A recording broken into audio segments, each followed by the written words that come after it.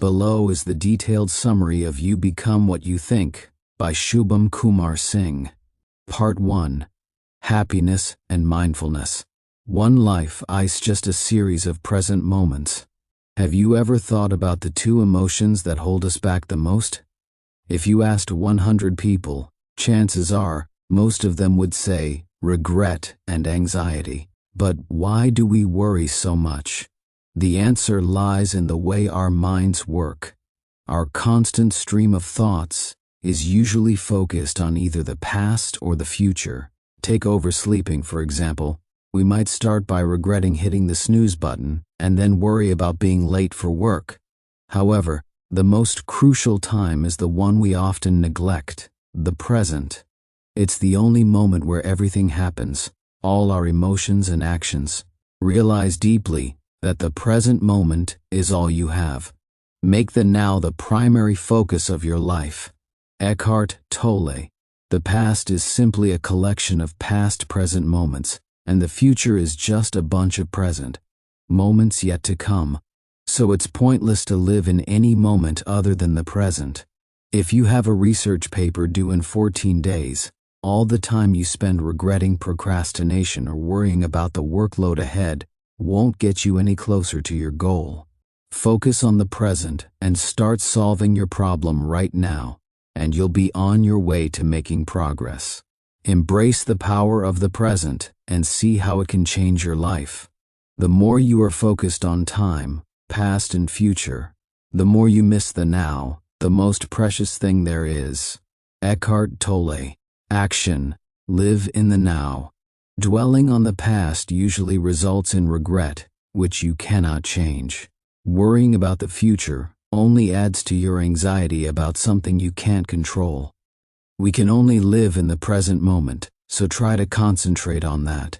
We can learn to live more fully in the world around us by staying present and understanding that we are not our thoughts. 2. One dart hurts enough, but you'll worsen your pain if you dwell on it. Much of our pain is felt on two different levels. The first level is similar to being hit by a dart, a sudden rush of pain.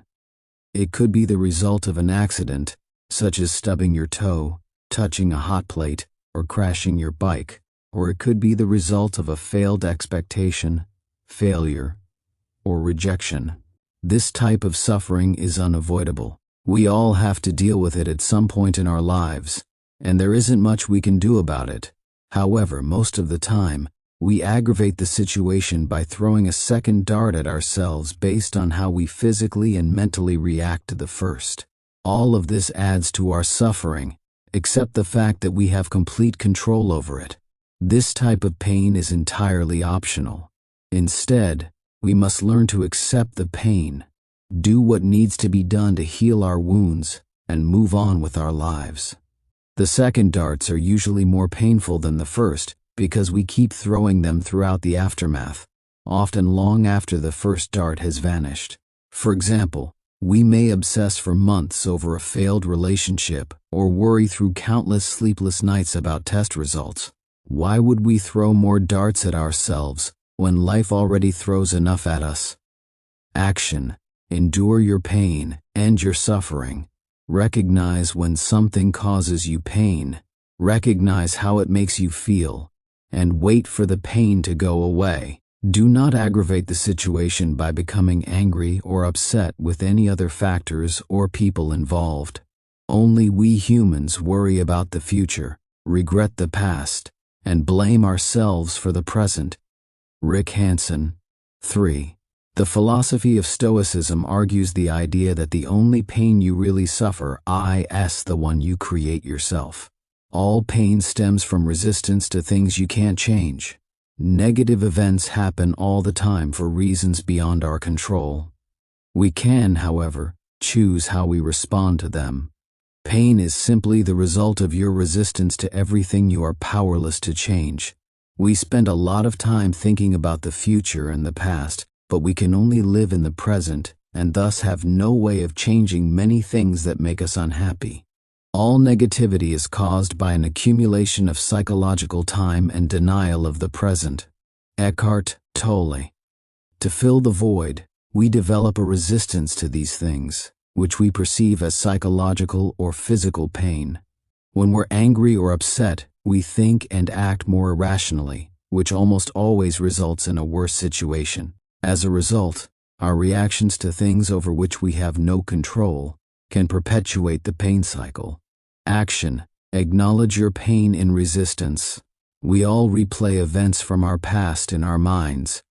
This causes us psychological pain because we resist what we can't change when all we can do is fix or move on. Recognize your pain and then move on. When you arise in the morning, think of what a privilege it is to be alive, to breathe, to think, to enjoy, to love. Marcus Aurelius, Ceteri. You can free yourself from pain by constantly observing your mind and not judging your thoughts. How can you get rid of your distress? There are two choices. First, regularly ask yourself, what will my next thought be? Second, stop judging your thoughts and desires. The first strategy is based on a physics effect known as the quantum Zeno effect, which states that by constantly observing a system, you can freeze it in its current state. Repeatedly asking yourself about your next thought will usually delay that thought, giving you enough time to realize how much time you actually spend on autopilot. You can begin the process of separating from your mind by interrupting it.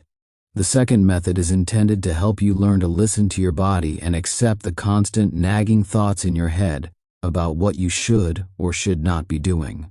The next time you make a mistake, simply listen to your inner voice and don't act on it. Notice it, see it, accept that it exists, but resist its demands. Separating your body from your constantly active, thought-driven mind will allow you to feel less pain and stop resisting what you can't change. Stay present and continue to be the observer of what is happening inside you. Become aware not only of the emotional pain but also of the one who observes, the silent watcher. This is the power of the now, the power of your own conscious presence. Eckhart Tolle. Action. Acknowledge your own thought process. You can stop your own thought process if you can consciously observe it. Concentrate on concentrating rather than allowing your mind to wander, and you will gain control. Action. Don't be so harsh on yourself. Don't punish yourself when you do something wrong, or fail to do something when you should have. What has been done is done. Recognize your accomplishment and take a deep breath. Allow it to wash over you, and then move on. All you can do is study. Remember, you have been criticizing yourself for years, and it hasn't worked. Try approving of yourself and see what happens. Louise L. Hay. Pet. Quit the eternal rat race and practice composure every day. Most of us tend to use the concept of composure incorrectly. When we say it, we expect to act without expressing our emotions. Assume you are a student who receives an email in the middle of class informing you that you have been accepted to your top choice school. You'll probably want to get up right away. However, if you do, your teacher will simply tell you to keep it together. But keeping your cool doesn't mean you have to hide your emotions. Staying with your feelings for just long enough to let them sink in, but without developing a permanent reaction to them, is what composure entails. When it comes to maintaining composure, it's all about being mindful of your emotions. Allow yourself to fully feel them, but don't let them take hold of you permanently. It's great to bask in a well-deserved victory, but the true test of your emotional stability is when you can move past it and not get consumed by the need for more. Composure acts as a reset button, disconnecting the thought patterns of, "I'm on top of the world, and I need more success at any cost." The same goes for when we experience negative emotions, breaking the connection between, "I'm feeling down, and I must avoid similar situations in the future." We can practice true composure by paying attention to when we are feeling particularly good or bad, and then taking a brief moment to simply be with the sensation. During this time, we allow the sensation to sink in while accepting that everything is fine as it is. We don't have to start chasing the next thought in our heads right away. Action. Acknowledge your feelings. Embracing your emotions is key. Instead of pushing them down, give yourself permission to fully experience them. Take a moment to be present with your feelings, whether they are joyful, angry, or heartbroken. Let them sink in, and remember, it's okay to feel. But feelings can't be ignored, no matter how unjust or ungrateful they seem. And Frank, we destroy ourselves when we stop feeling. If you bury your feelings within you, you become a graveyard. Bernie S. Siegel. We can reduce suffering in life by not associating ourselves with material objects. Embrace the art of letting go like a Buddhist monk. By letting go, they have the power to transform suffering into peace, fulfillment, and acceptance. Even in the face of death, the choice to let go can bring about a sense of tranquility instead of lingering on pain.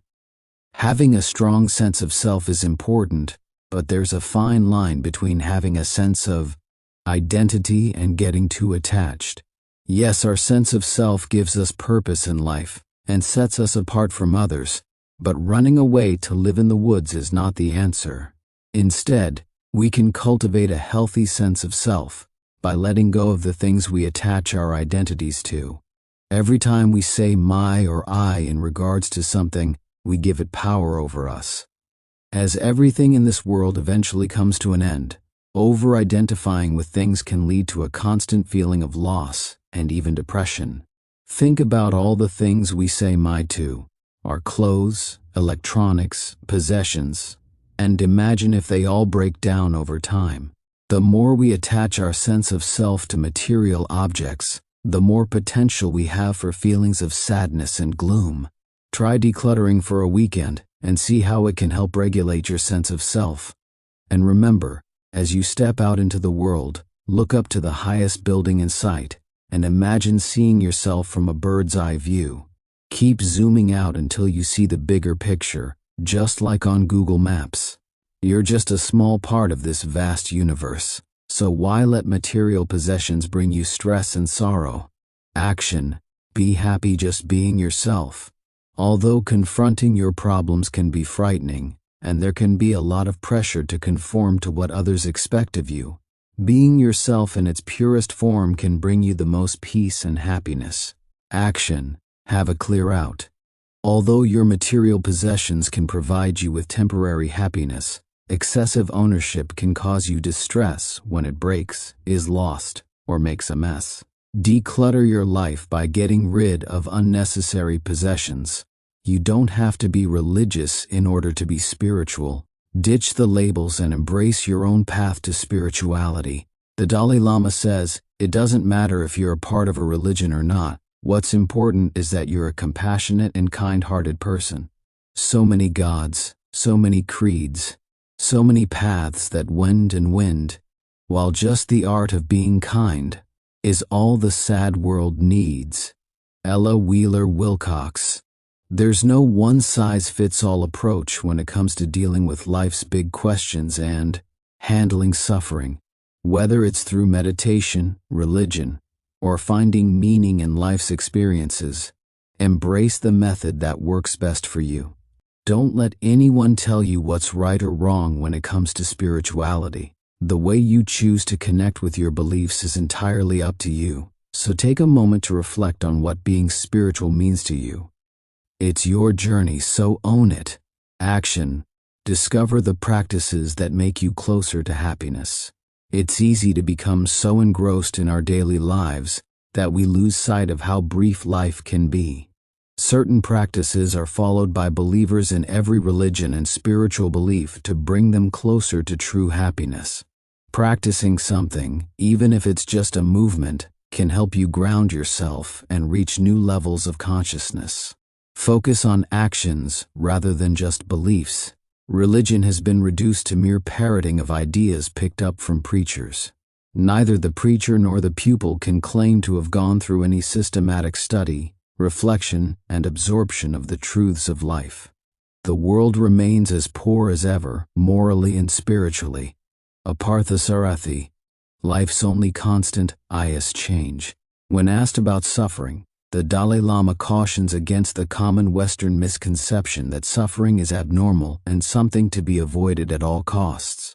He asserts that suffering is a natural part of life, and by denying it, we only bring more pain upon ourselves. The truth is, change is the only constant in life, and holding on tightly to what we know only leads to more suffering. So, the key is to embrace change, not resist it. By accepting that life is in a constant state of flux, we can open ourselves up to the lessons and growth that come with it. Instead of complaining about a slammed car door or a slow cashier, we can find the silver lining and turn the situation around. And when faced with heartache from a breakup, we can find the strength to move forward. Embracing change and letting go is the path to true happiness. Action. Embrace a state of acceptance. What we resist persists. When a painful event occurs, accept the pain and sorrow that it brings. Resisting it will only exacerbate the feelings and pain. We gain clarity and move closer to happiness when we let go of control. Day by day, what you think and what you do is who you become. Heraclitus. One moment can change a day. One day can change a life, and one life can change the world. Buddha. Don't fake IT until you make IT. Discovering your confidence starts with being true to yourself. The Dalai Lama suggests we embrace our limitations and be honest about what we can and can't do.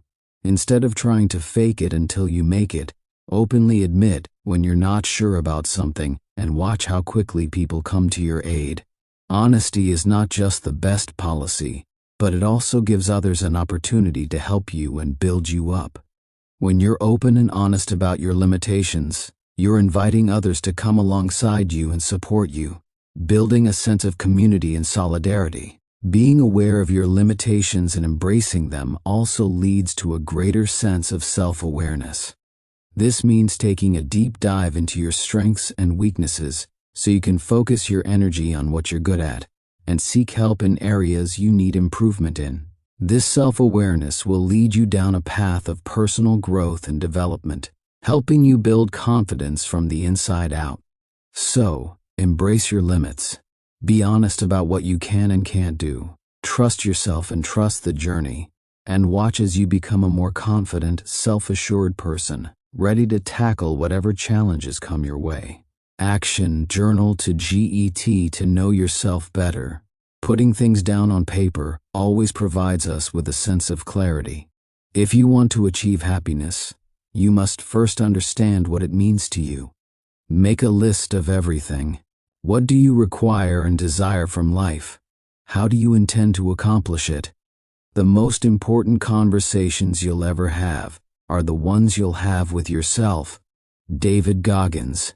Suffering is inevitable in life, but that doesn't mean you should increase IT. Life is tough, and no one can deny that.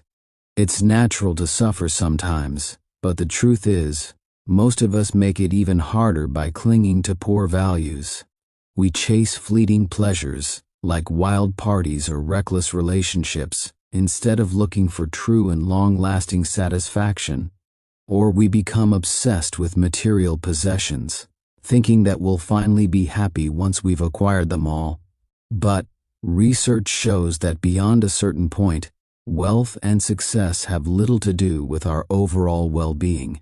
We need to shift our priorities and focus on what really matters. The most fulfilling purpose in life is to make the world a better place, not just for ourselves, but for everyone around us. When we contribute to the greater good, we experience a sense of meaning and fulfillment that can't be found in self-centered pursuits. And that includes our spending habits. Instead of mindlessly buying the latest gadget or trend, we should be mindful of how we use our resources to improve our own lives and the lives of others. So, let's rethink our values and start living a life that's not only meaningful, but also genuinely happy. Happiness is not a solvable equation. Dissatisfaction and unease are inherent parts of human nature, and necessary components to creating consistent happiness. Mark Manson. Pleasure and enjoyment are two different things. Today, people are often mistaken about the source of their happiness, but the truth is, pleasure and happiness are two very different things. When a person can't find deep sense of meaning, they distract themselves with pleasure. Viktor Frankl. While pleasure is derived from fleeting sensory experiences such as indulging in a delicious meal or receiving a relaxing massage, it ultimately takes control away from you and your attention. True happiness, however, comes from enjoyment, which requires focus and conscious engagement. By bringing your attention to the present moment, you regain control and can actively work towards your most important goals. Sadly, our fast-paced, instant gratification-focused society often prioritizes pleasure over enjoyment, leading many to feel unfulfilled and unhappy. But the good news is, you can tap into true happiness by seeking out opportunities for flow, a state of deep focus and engagement. So let's embrace enjoyment and leave pleasure behind. Action. Be aware of pleasure over enjoyment. Before you spend your money on something you truly desire, consider whether it will provide you with pleasure or enjoyment. If the former, save your money for something less materialistic that will bring you genuine, long-lasting happiness. A joyful life is an individual creation that cannot be copied from a recipe. Mihaly Csikszentmihalyi. Flow is where challenges and skills match. Have you ever been so absorbed in an activity that time just flies by? That's flow, the state of total immersion and pure bliss where all your worries disappear.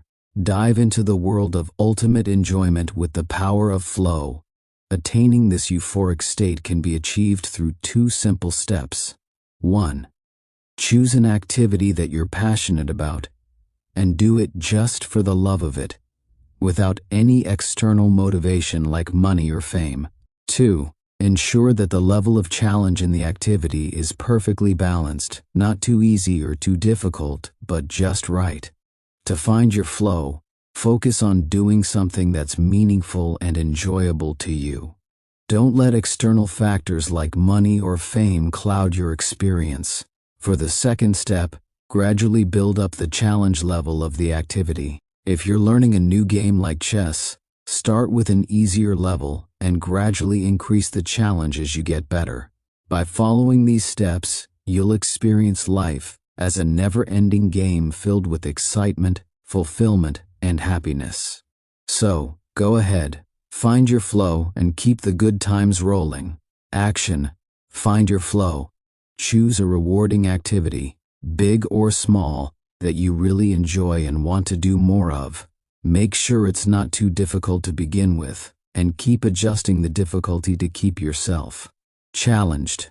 The best moments in our lives are not the passive, receptive, relaxing times, although such experiences can also be enjoyable if we have worked hard to attain them. The best moments usually occur when a person's body or mind is stretched to its limits in a voluntary effort to accomplish something difficult and worthwhile. Optimal experience is thus something that we make happen. Mihaly Csikszentmihalyi. Happiness. Is a human construct, and it doesn't really exist. Western society has bought into the happiness myth that we need to constantly chase our desires to attain true joy. But in reality, this never-ending pursuit only leads to temporary satisfaction and a constant craving for something more. The truth is that happiness can't be bought or achieved through external means. It's an internal state of being that requires hard work and dedication to a meaningful purpose.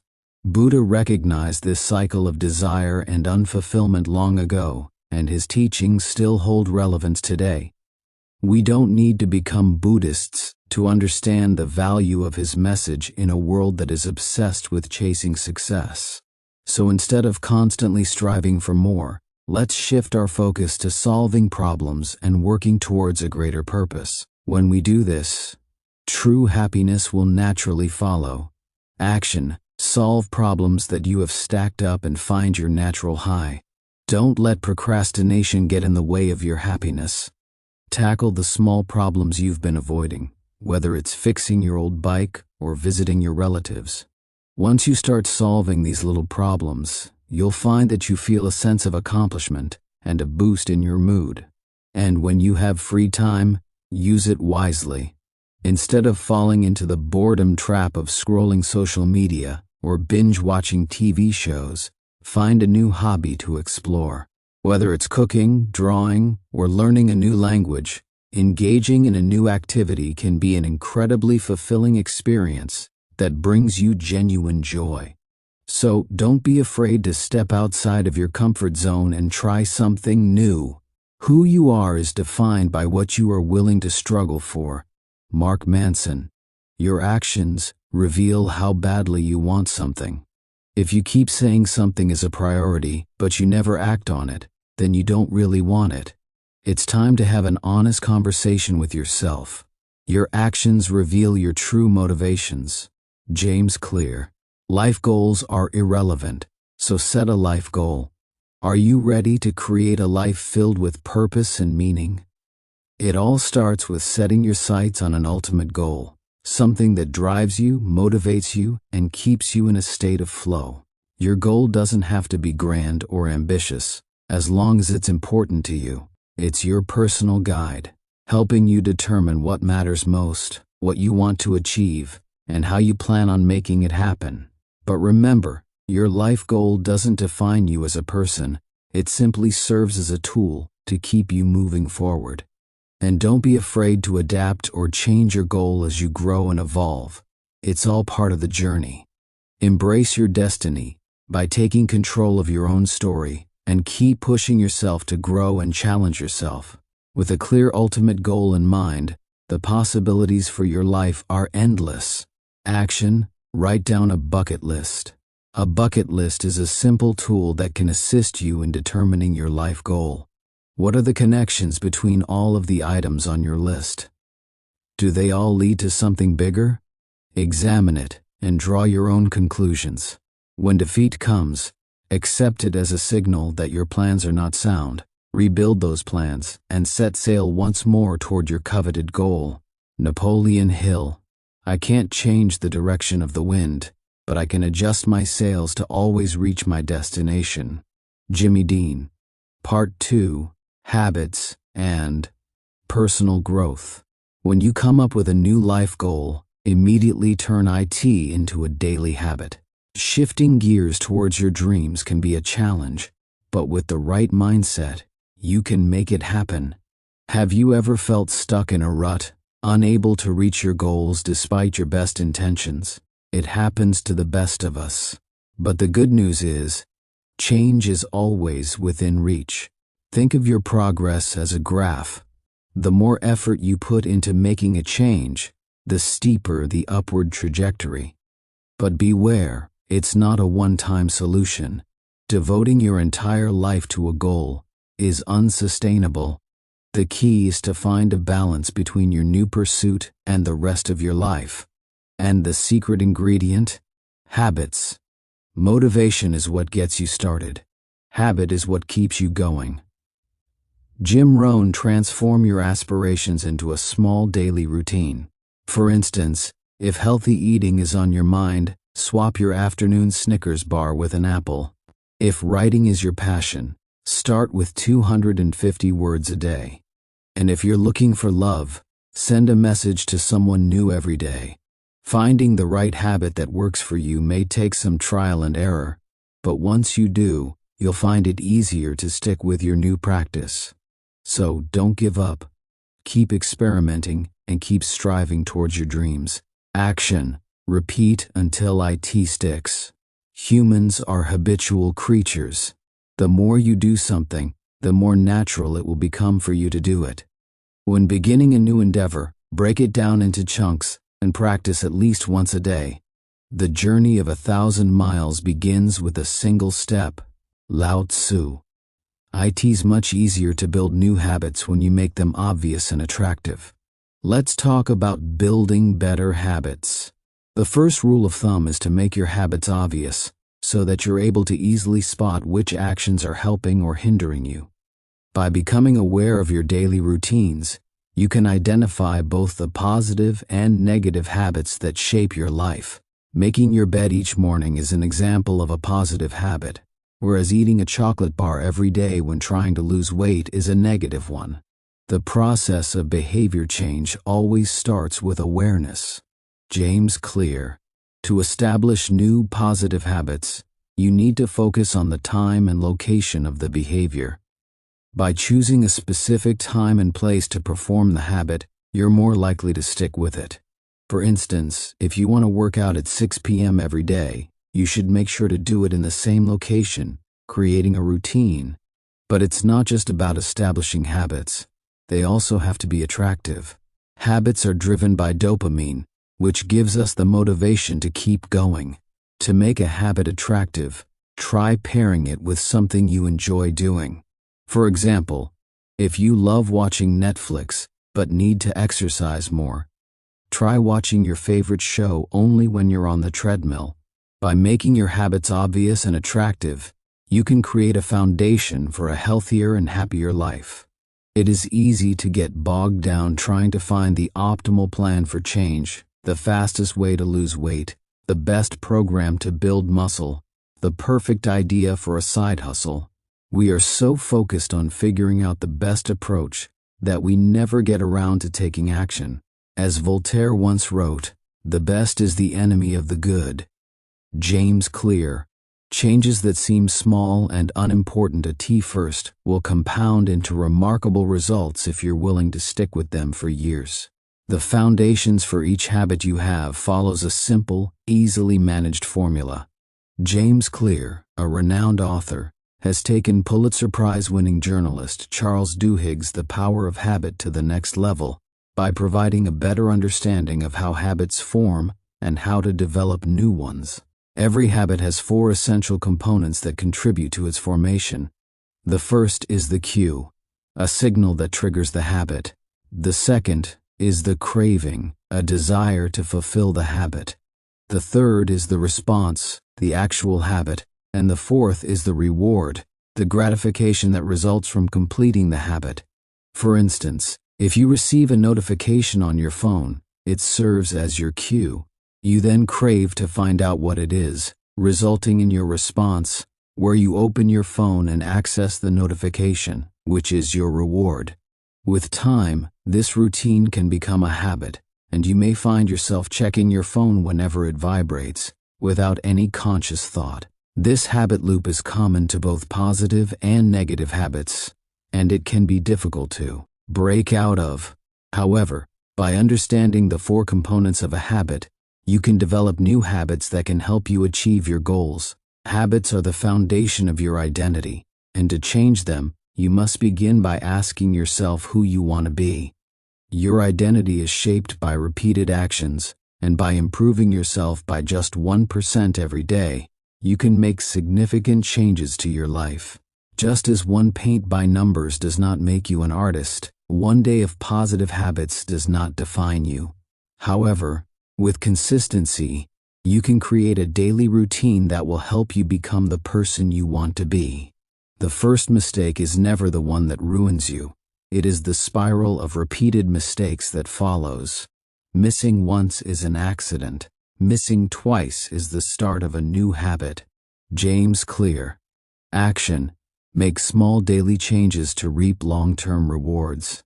Believing that you need to make significant changes to your life to adopt new habits is a misconception. Instead, focus on making small adjustments and improvements gradually each day. Over time, these incremental changes will accumulate, leading to long-lasting positive effects. Making a choice that is 1% better or 1% worse seems insignificant in the moment, but over the span of moments that make up a lifetime, these choices determine the difference between who you are and who you could be. Success is the product of daily habits, not once-in-a-lifetime transformations. James Clear. Every action you take is a vote for the type of person you wish to become. No single instance will transform your beliefs, but as the votes build up, so does the evidence of your new identity. This is one reason why meaningful change does not require radical change. Small habits can make a meaningful difference by providing evidence of a new identity. And if a change is meaningful, it is actually big. That's the paradox of making small improvements. James Clear. If you want new behaviors to become lasting habits, make them both easy and satisfying to accomplish. Let's talk about the easy route to creating new habits. We all know that when it comes to achieving something, we're often drawn to the path of least resistance. If we make something easy, we're more likely to do it. For example, if you want to learn to play the guitar, keeping it by the sofa means that you're more likely to pick it up and strum a few chords. The opposite is also true for bad habits. If we make something difficult or awkward to do, we're less likely to do it. That's where the 2-minute rule comes in handy. Most habits are formed at a specific moment, and if we can accomplish them quickly, we're more likely to stick to them. For instance, if you want to go for a run every morning, laying your clothes and trainers out the night before will make it easier to start. The key to lasting change is to take small steps and make progress every day. The law of behavior change also focuses on making new habits satisfying. A habit tracker can help you keep track of your progress and give you a sense of pride and satisfaction. If you're writing a book, for example, jotting down your daily word count can help you finish it faster. But we're all wired to crave immediate rewards, and that's where the power of positive reinforcement comes in.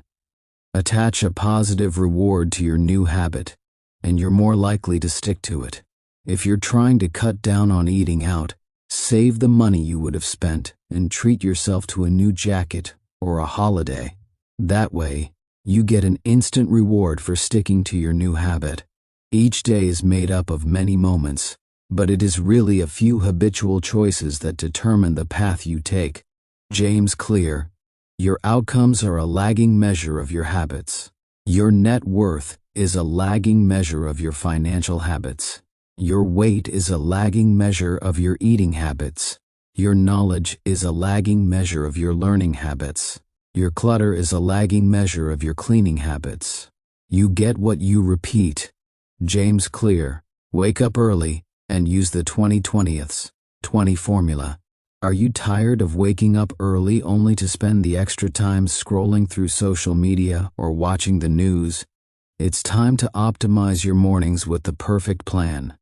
According to Robin Sharma's 20% rule, the first hour of your day should consist of 3 highly valuable activities. Here's how you can use the rule to your advantage. Start with 20 minutes of exercise to awaken your body and get those endorphins flowing. Sweating not only reduces stress and fear, but also releases brain-derived neurotrophic factor, BDNF, a crucial factor for improving your cognitive abilities. Next, spend 20 minutes in reflection, taking the piece of the morning to find inspiration. Write down your thoughts and focus on what you want out of the day ahead. Follow that up with meditation, which has been shown to reduce cortisol and stress levels. Finally, dedicate your last 20 minutes to learning. Read a book, listen to a podcast, or work on a new skill. The key to success is a love of learning. But it doesn't stop there. By cultivating a morning routine that works for you, you can start each day off on the right foot. Prioritize sleep by having some screen-free hours before bed, keeping a regular routine, and ensuring you get enough sleep for your body. Embrace the day and make the most of your mornings with these simple tips. Action. Prioritize sleep. Having a restful sleep is essential to kickstarting your day early.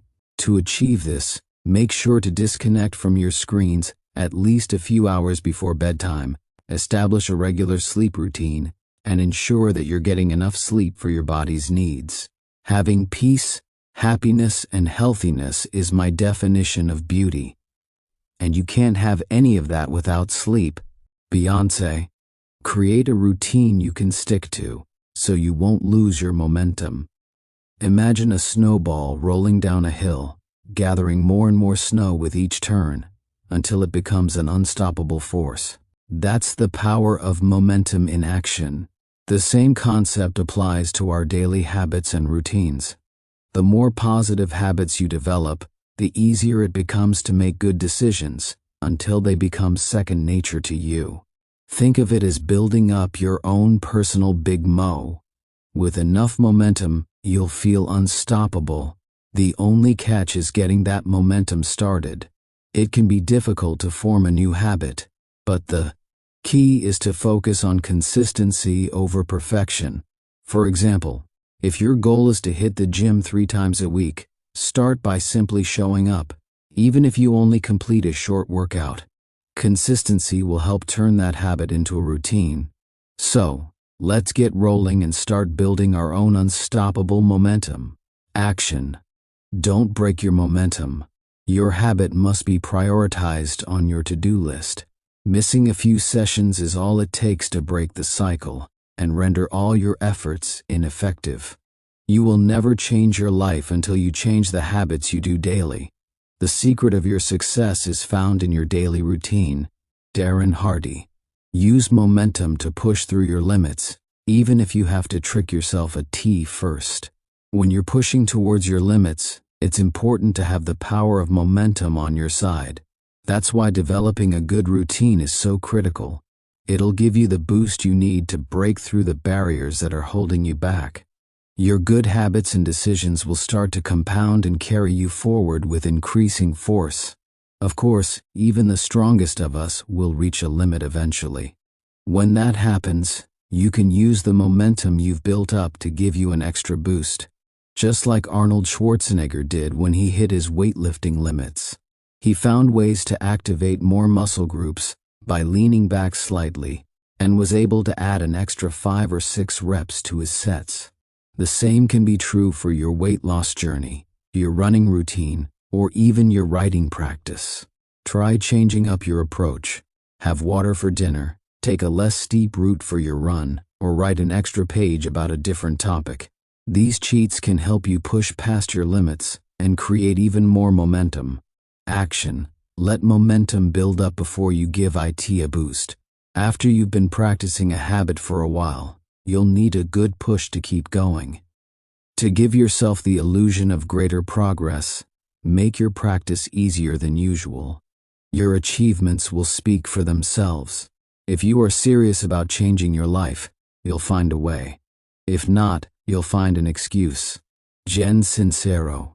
The main thing is to keep the main thing the main thing. Learn these 7 habits of highly effective people for actionable steps to improve your habits and become the person you want to be.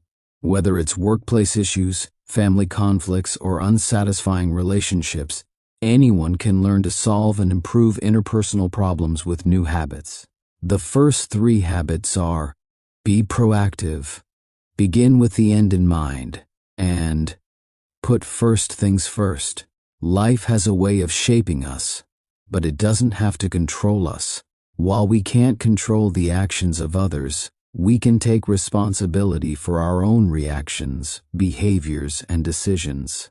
By being proactive and taking initiative, we can shift our patterns and see the world in a new way. To be effective in work, play, or relationships, we need clear goals. By reverse engineering the desired outcome, individuals, organizations, and businesses can work proactively toward a mission. And by remembering that life is finite, we can focus on what really matters, our relationships and legacy. But distractions are everywhere, from notifications to emails. To form new habits, we need to learn to prioritize and say no to trivial distractions, and even worthwhile activities that divert our attention from our goals. If you want to write a book, for instance, it might mean giving up other pursuits in the short term. Action. Write out your mission statement. You can put words to your goals and better understand what to focus on by defining what you want to achieve in your chosen area. Write down what's most important to you and the steps you need to take to get there. Action. Schedule your priorities in advance. Set aside 30 minutes, perhaps on a Friday or Sunday, to plan out your week. Set aside specific time slots for your top priorities and don't reschedule them. Knowledge is the theoretical paradigm, the what to do. Skill is the how to do. And desire is the motivation, the want to do. In order to make something a habit in our lives, we have to have all three. Stephen R. Covey. We're more effective when we consider one another. Balance what you want with what others want. Be courageous and considerate. Stephen R. Covey. Think win-win. Life is often thought of as a zero-sum game, where one person must lose for another to win. But what if we told you that working together for everyone's benefit is more profitable in the long run? Research shows that cooperation instead of competition, focusing on a win-win scenario instead of a win-lose, will increase productivity at work and improve personal relationships. It's all about finding a way for everyone to win. To achieve this, effective communication is key. We often prioritize making ourselves understood instead of understanding others, but empathic listening is crucial. Seek first to understand, then be understood. And when it comes to forming better habits, tackling one at a time may not be enough. By developing a habit of synergy, we can incorporate multiple good habits into our lives simultaneously. This leads to positive and collaborative interactions and healthy and interdependent relationships. Action. Learn to listen. Resist the urge to offer advice right away. People are most valued when they are simply listened to. Give others your undivided attention and practice empathy. Listen with the intent to understand, not the intent to reply. Stephen R. Covey. The most basic of all human needs is the need to understand and be understood. The best way to understand people is to listen to them. Ralph G. Nichols. No good habit will stick if you're not taking care of yourself. Stephen Covey's seventh habit, sharpen the saw, if you want to keep sewing, is the glue that holds all other habits together. It's the ultimate self-care habit that's critical for your well-being. It's the habit of self-care and self-renewal.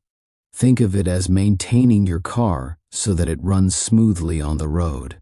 Similarly, you need to take care of yourself to be efficient and effective in all areas of your life. Whether you're working towards a massive goal or just trying to survive a hectic week, constantly pushing yourself without taking a break can lead to burnout.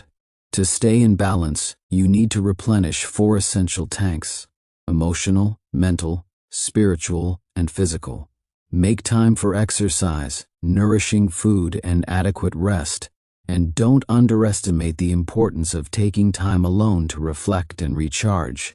Incorporating sharpen the saw habit into your life is the most crucial thing you can do to improve your overall well-being.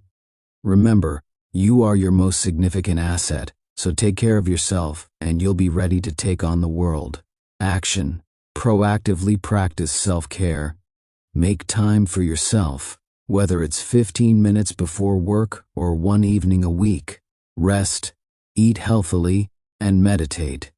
Relax and engage in your hobbies. The goal is not to be better than the other man, but your previous self. Dalai Lama. To stay healthy, we have to eat well and keep moving. Essential to happiness in life are something to do, something to love, and something to hope for. Hector Garcia. Who said getting fit and healthy had to be a chore? According to the Okinawans, simple and consistent movements throughout the day are key to longevity. So put down those running shoes and forget about joining the local sports team. A walk around the neighborhood, some time spent in the garden, or even a few arm movements can do wonders for your health. Of course, exercise is only half the equation. Okinawans also emphasize the importance of a healthy diet, full of fresh vegetables and homemade meals shared with loved ones. And if you're looking to shed a few pounds, consider the Japanese philosophy of hara hachi bu, Minimal eating for maximum benefit. Fill your plate with a variety of colorful fruits and vegetables, and take the time to savor each bite. Don't forget to take small exercise breaks throughout the day. Set a reminder on your phone or challenge your friends to a weekly step count competition. It's time to embrace a simpler, healthier way of life. A fit body, a calm mind, a house full of love. These things cannot be bought. They must be earned. Naval Ravikant. Thinking too much might paralyze you, so just start moving. Inaction breeds doubt and fear. Action breeds confidence and courage. Dale Carnegie. Who Moved My Cheese is a best-selling parable that teaches us to embrace change and thrive in uncertainty. It follows the story of two little people and two mice in a maze searching for cheese, each character representing a different attitude toward change and success. In Spencer Johnson's parable, two mice named Sniff and Scurry are on a mission to find cheese within a confusing maze. They waste no time in their search and simply follow their instincts without overthinking. Meanwhile, two humans named Hem and Haw also search for cheese, but they become bogged down with worries about the future, second-guessing their choices and feeling anxious about whether there's any cheese left to find. The lesson to be learned here is that sometimes simplicity and taking action without excessive analysis can be the key to success. Don't let fear of the unknown or analysis paralysis hold you back from finding your own version of cheese in life. Every minute you spend wondering what success looks like, how to achieve it, whether it's even possible, and how you'll feel in the future is a minute you're not working towards. Like Sniff and Scurry, sometimes it's best to simply follow your instincts and keep moving forward. Action. GET moving. Sometimes the best strategy is to abandon strategy altogether and simply move in the general direction of your goal. Doing something, anything, that has a chance of succeeding is preferable to simply sitting. Life moves on, and so should we. Spencer Johnson. Nothing lasts forever, so keep your eyes open for approaching changes. No man ever steps in the same river twice, for it's not the same river, and he's not the same man. Heraclitus. In Who Moved My Cheese, two mice, Sniff and Scurry, stumbled upon a massive pile of cheese at Station C. They didn't take it for granted, and continued to search for new cheese even after the stockpile began to dwindle. Every day, the amount of cheese decreased slowly but steadily. When they realized they were about to run out, they decided to continue on their own and soon discovered another massive cheese at Station N. On the other hand, two humans named Hem and Haw became complacent, reveling in their cheese-filled comfort zone at Station C. They were so focused on the cheese that they didn't notice how it was vanishing one piece at a time, and how some corners of it had even gotten moldy. They were blindsided when they woke up one day to find their cheese gone. Instead of adapting to the new reality and seeking fresh cheese, they were overcome with fear and despair, returning to Station C repeatedly in the hope that their cheese would magically reappear. Change is the only constant in life, and those who embrace it and adapt will thrive. Don't get too comfortable with the status quo, or you might find yourself left without any cheese at all. Action. Look for change. Instead of assuming that things will always remain the same, keep an eye out for new opportunities. This allows you to adapt to change and make the most of your life. When you are afraid things are going to get worse if you don't do something, it can prompt you into action. But it is not good when you are afraid that it keeps you from doing anything. Spencer Johnson. Our fears hold us back, but confronting them is easier than we think. What you are afraid of is never as bad as what you imagine. The fear you let build up in your mind is worse than the situation that actually exists. Spencer Johnson. In Spencer Johnson's parable, the humans are stuck in their comfort zone even after running out of cheese. But one of them, Haw, takes the brave step of venturing out to look for new cheese and his situation improves greatly once he starts moving. Don't let fear hold you back from progress. Once you find the courage to move on, the grip of fear will weaken. Your worries about the future may be worse than the reality of change, but standing still will surely lead to disappointment. By changing nothing, nothing changes. Tony Robbins. Ha eventually finds a new station filled with cheese, but he doesn't stop there. He keeps exploring and searching for new opportunities, knowing that nothing lasts forever. Life is full of uncertainty, but there's always more cheese out there to discover, even if we don't know where or in what form it will appear. Action. Overcome your fear. In any situation, taking the first step is the most difficult. But once you get started, everything will improve. Maintain your focus and keep moving forward. A ship is safe in harbor, but that's not what ships are built for. John Ashed. Fixed mindsets hold us back and can make life mediocre. Life isn't about finding yourself. Life is about creating yourself. George Bernard Shaw. Science has shown that personality is not set in stone, and yet many of us hold on to the belief that we're stuck with the personality we're born with. This myth keeps us from growing and becoming the best versions of ourselves. There are 5 personality myths that hinder our ability to change. We can be neatly categorized into personality types. Our personalities are fixed and unchangeable. Our past experiences determine our personalities. Our personalities must be discovered rather than developed. Personality tests accurately describe who we are, but these myths are simply not true.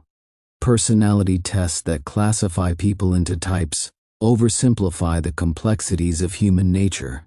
Research has shown that our personalities can change dramatically over time, and that past traumas, environment, and our subconscious play a significant role in shaping who we are. So why not view ourselves as evolving and changing like historical events? When we cling too tightly to the idea of being true to ourselves, we limit our ability to adapt and grow. Action.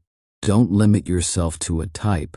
Don't let predefined personality types rule your life or dictate how you interact with others.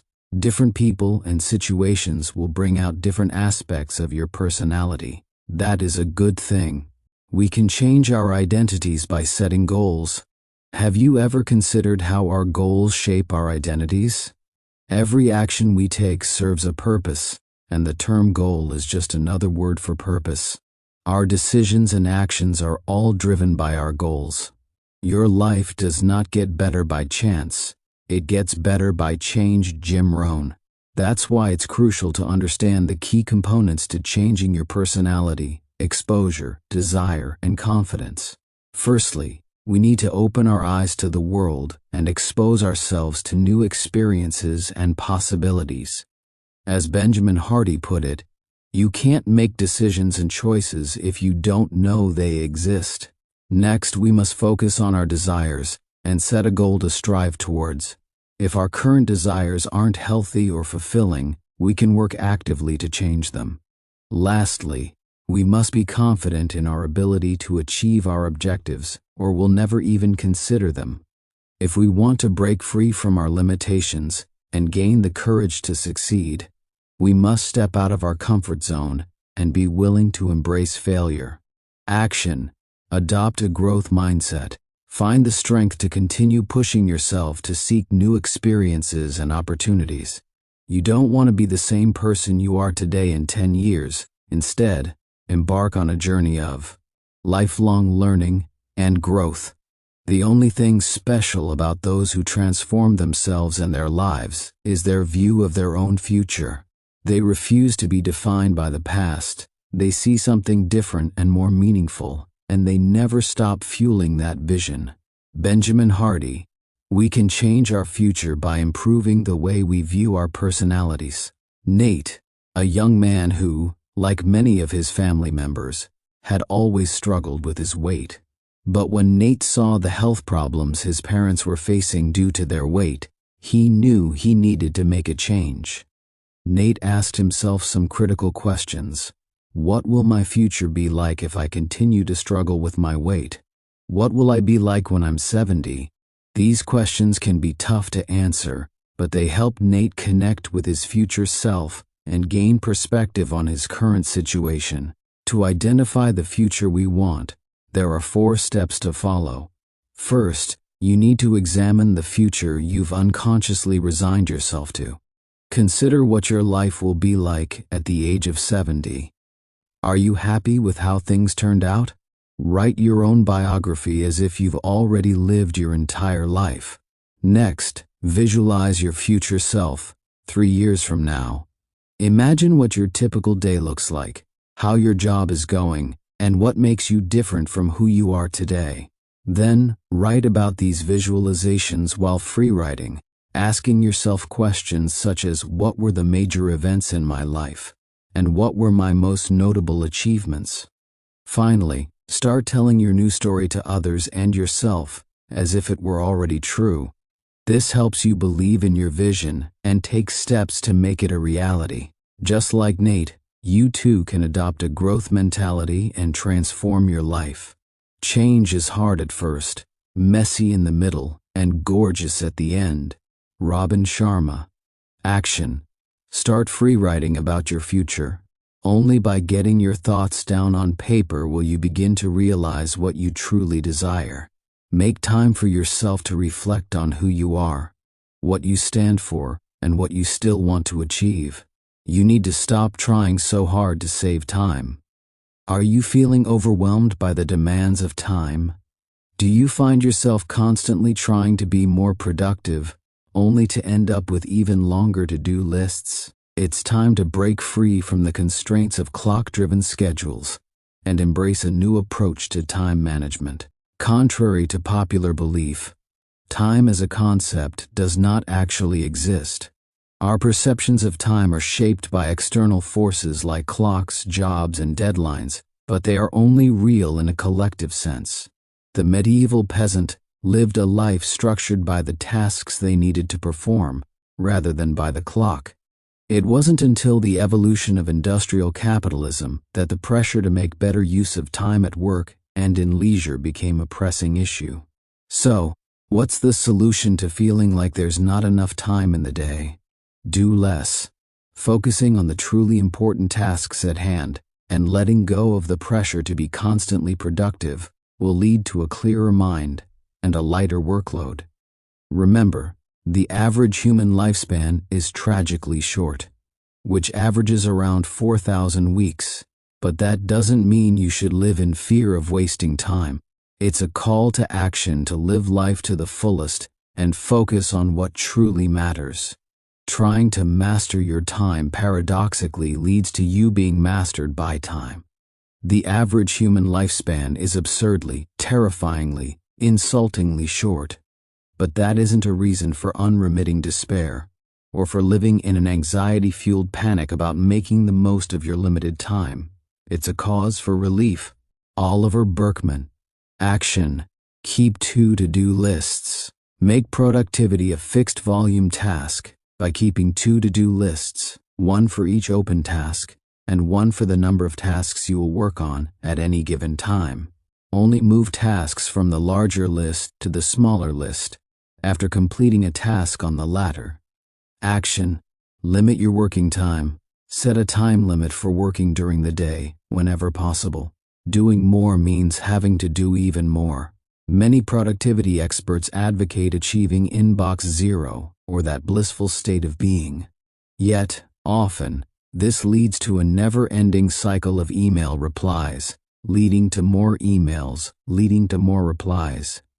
Becoming a reliable responder can turn into a trap, with more people reaching out to you.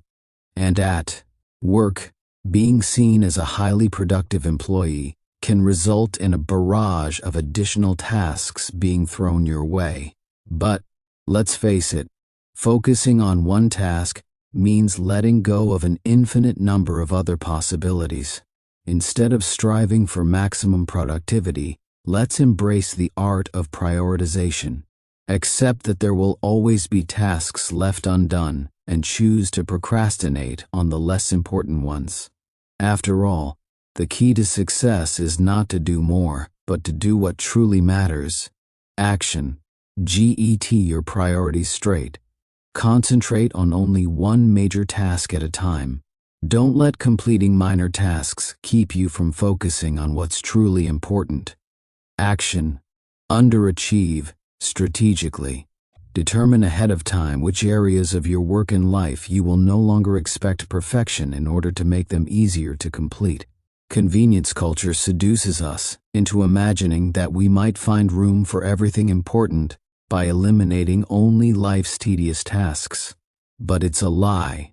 You have to choose a few things, sacrifice everything else, and deal with the inevitable sense of loss that results.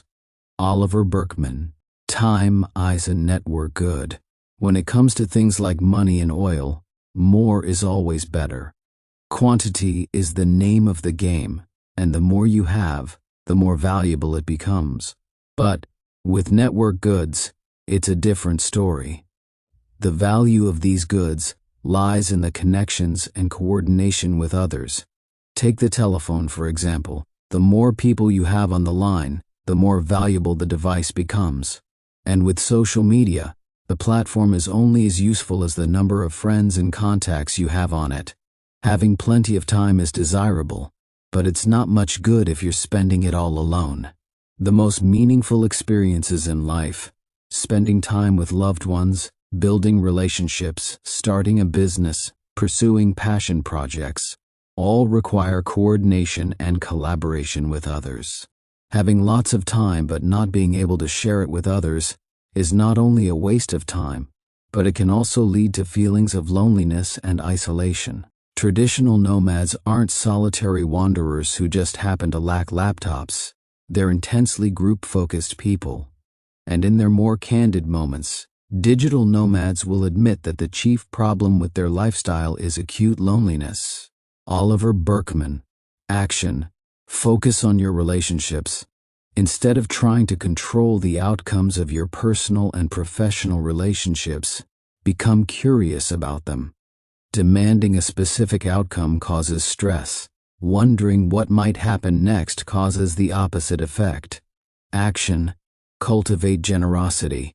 When you think of something generous to do it right away, rather than allowing it to become yet another unfinished task that adds to your to-do list and causes anxiety. It feels good to give. Consumerism blinds us to what money can buy. Never spend money before you have it. Thomas Jefferson. In our society, it's easy to fall into the trap of believing that our status and material possessions determine our happiness, but this couldn't be further from the truth. Research has shown that having a sense of control over our lives is the most reliable predictor of psychological well-being. And when it comes to control, money can be a powerful tool. As financial expert Morgan Housel puts it, money's greatest intrinsic value is its ability to give us control over our time. Instead of spending our money on expensive things, we should consider using it to buy time and control. Controlling our spending can allow us to choose jobs with more flexible schedules and better work-life balance. To avoid lifestyle inflation, where our spending increases along with our income, it's important to track our expenses and prioritize our spending based on what truly matters. We work jobs we hate, to buy things we don't need, to impress people we don't like. Tyler Durden. But what do we do with the extra time and control we gain from being mindful with our money? According to gerontologist Carl Pillemer, the key to a fulfilling life is not in earning more money or acquiring more possessions, but in cultivating quality friendships, a sense of purpose, and strong personal relationships. By tracking our expenses and prioritizing our spending based on what truly matters, we can achieve a sense of control over our lives and ultimately lead happier, more fulfilling lives. Real-world finance is not taught in schools. Our school system is outdated, designed for a time when farming was the norm and financial education was not a priority. To be financially successful in today's world, it's essential to have a solid understanding of how money and assets work. One of the most crucial things that we're not taught in school is the difference between an asset and a liability. The wealthy know the importance of investing in assets that earn money while they sleep, unlike liabilities, which cost money and provide little or no return. Another critical piece of knowledge missing from our education system is the usefulness of corporations. The wealthy take advantage of corporations to minimize taxes and limit their exposure to risk. Money is not real. It's an illusion that relies on trust. The wealthy understand this and know how to manipulate it to their advantage. They buy and sell houses at a profit without ever exchanging actual money. Once you grasp the basics, financial success comes down to hard work, spotting opportunities, and dedicating yourself to becoming as wealthy as you legally can. It's time to break free from the old school mentality and take control of your finances to build a better future for yourself. Action. Pay yourself first each month. Let's talk about investing. While it may seem like a daunting task, investing a small portion of your salary each month can be a smart move towards securing your financial future. Think of it this way.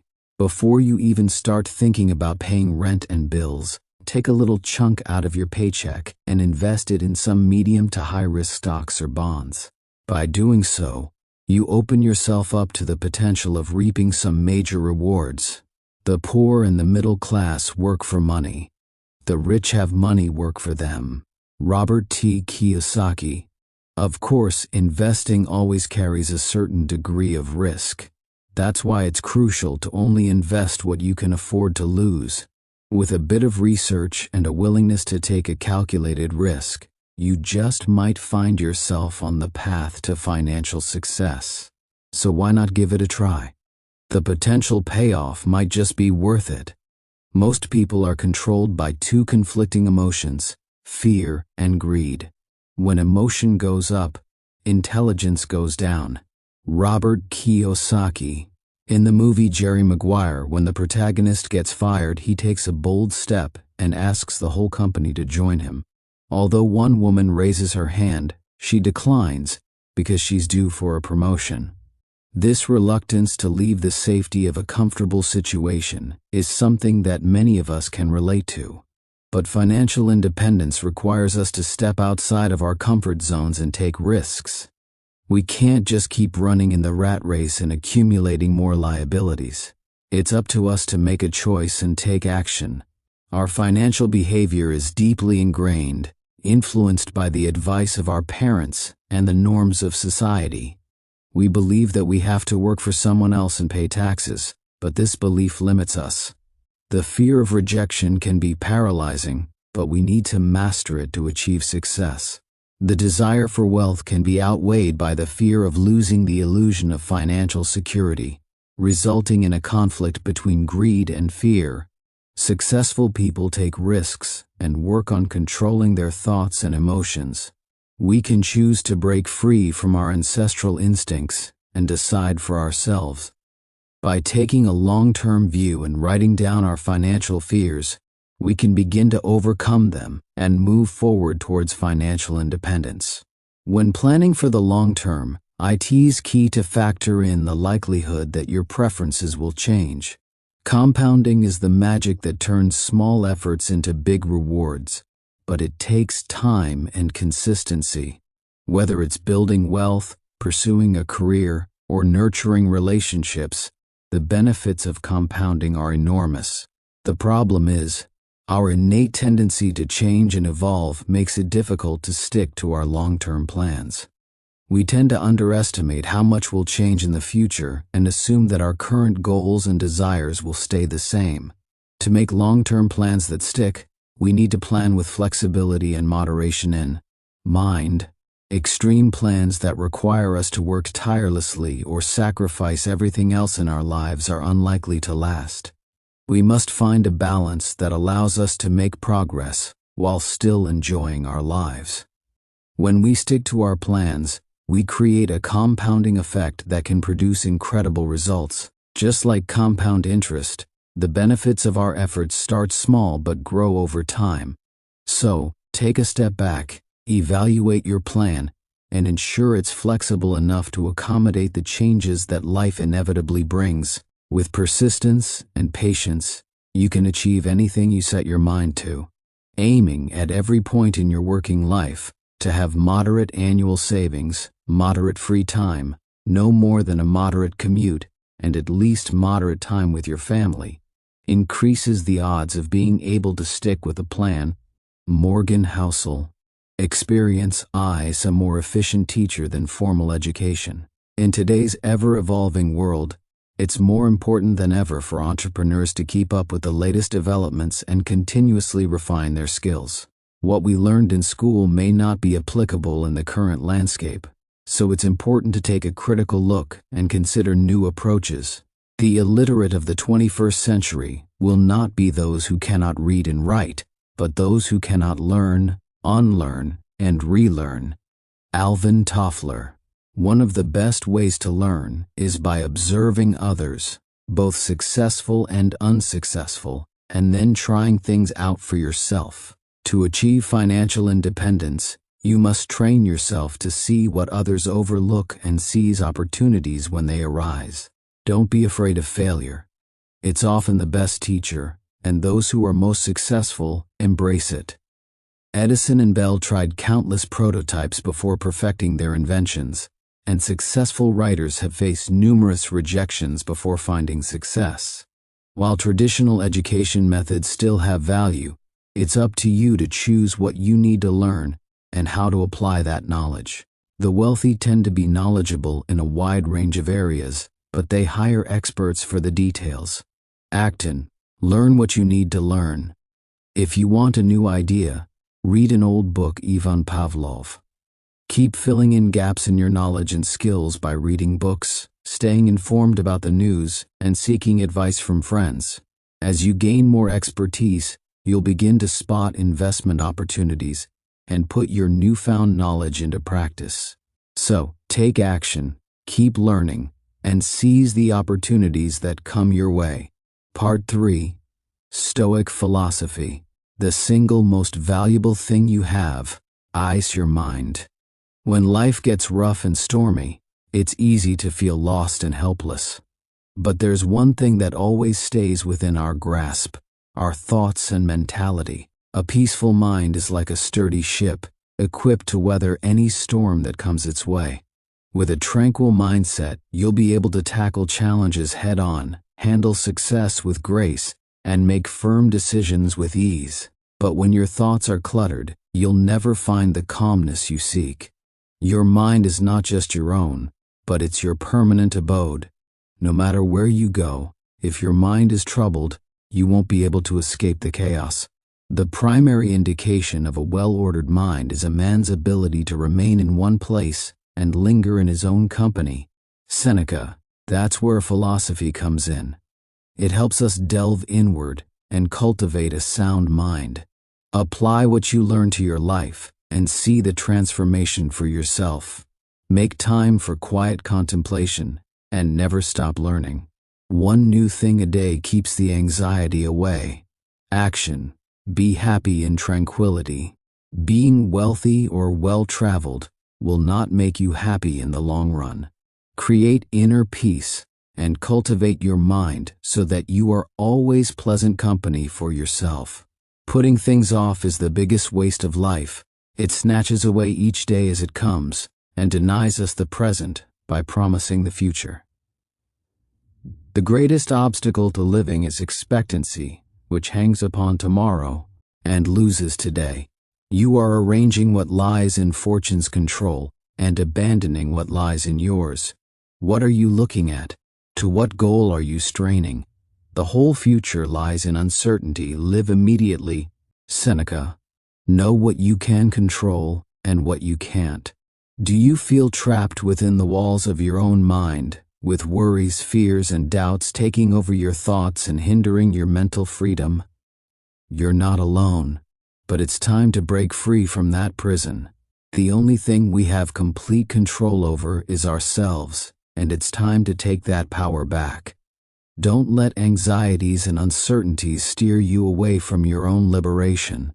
Uneducated people blame other people when they are doing badly. Those whose education is underway blame themselves, but a fully educated person blames no one. Epictetus. Epictetus, a famous Stoic philosopher, knew all too well the feeling of being captive in circumstances beyond his control. He was a slave, but his wisdom was free. We often feel imprisoned by our desires for things we don't have, fear of things we don't understand, and people or situations that control us.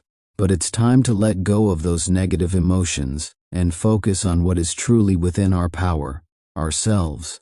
True peace can be found in the humblest of circumstances when we rely on ourselves and don't seek the approval of others or the abundance of material possessions. Stoicism, predating Christianity, is based on logic and the belief that nothing happens without a predetermined cause. This means that even our successes and failures are predetermined, and it's crucial to understand that we have less control than we think. The idea of predeterminism is not about blaming anyone for their circumstances, but about acknowledging that external suffering is beyond our control. So let go of that weight, focus on yourself, and find peace in knowing that the only thing that truly matters is the present moment. Action.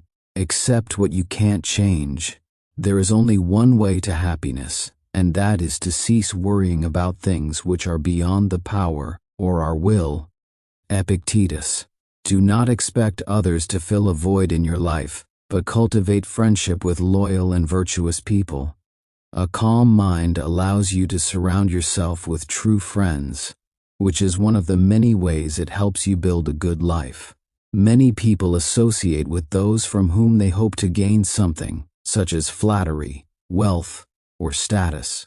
Those who cultivate inner wisdom, on the other hand, have no need to seek these things from others. Withdraw into yourself as far as you can. Associate with those who will make a better man of you. Welcome those whom you yourself can improve. The process is mutual, for men learn while they teach. Seneca. By learning to enjoy your own company and fostering a sense of abundance and giving, you too can become a true friend to those in your life. But choose wisely, as the people you surround yourself with can greatly impact your growth and well-being. Friends should inspire each other to strive for constant improvement and not just reflect each other's flaws. Trust is a crucial foundation of any relationship, but don't give it away freely. When you do find a true friend, cherish them and trust them fully. Remember, it's better to have a few genuine friends than many shallow acquaintances, and having no friends is better than having fair-weather friends. So, take control of your relationships and cultivate inner wisdom to build a fulfilling life. Action. Choose your friends carefully. If any of your relationships feel unhealthy and are causing you more harm than good, it's time to let them go. Surround yourself with people you enjoy being with. The key is to keep company only with people who uplift you, whose presence calls forth your best. Epictetus. Master your mind. It your only true possession. Let's face it, our fears and insecurities can hold us back from discovering our true potential and living life to the fullest. But, according to Epictetus, confronting these feelings and understanding the root of our disturbances is key to living an effective life. Stoicism teaches us to embrace adversity and flourish even in the toughest of circumstances. Epictetus views life as a gift, with each moment being a part of a larger, meaningful journey. The way we perceive our current situation shapes our lives, and it's up to us to choose what we focus on. Despite being a slave, Epictetus found peace by adopting a humble perspective and learning to live freely within it. To achieve inner freedom, one must put in the hard work and dedication necessary to reach their goals. Take your mind and your life seriously and unleash your true potential through hard work and self-discovery. The key to mental liberation lies within you. What Epictetus insists we should do, in order to live as effectively as possible, is confront our impressions, especially those that disturb us. Anthony Long. Action. Don't think too highly of material objects. According to Epictetus, no physical item, including your own body, is ever truly yours. Material possessions break or fade. Don't let them have a strong influence on your mental state. I laugh at those who think they can damage me. They do not know who I am. They do not know what I think. They cannot even touch the things which are really mine and with which I live. Epictetus. Finding simplicity and peace in life through cultivating wisdom and living in harmony with nature.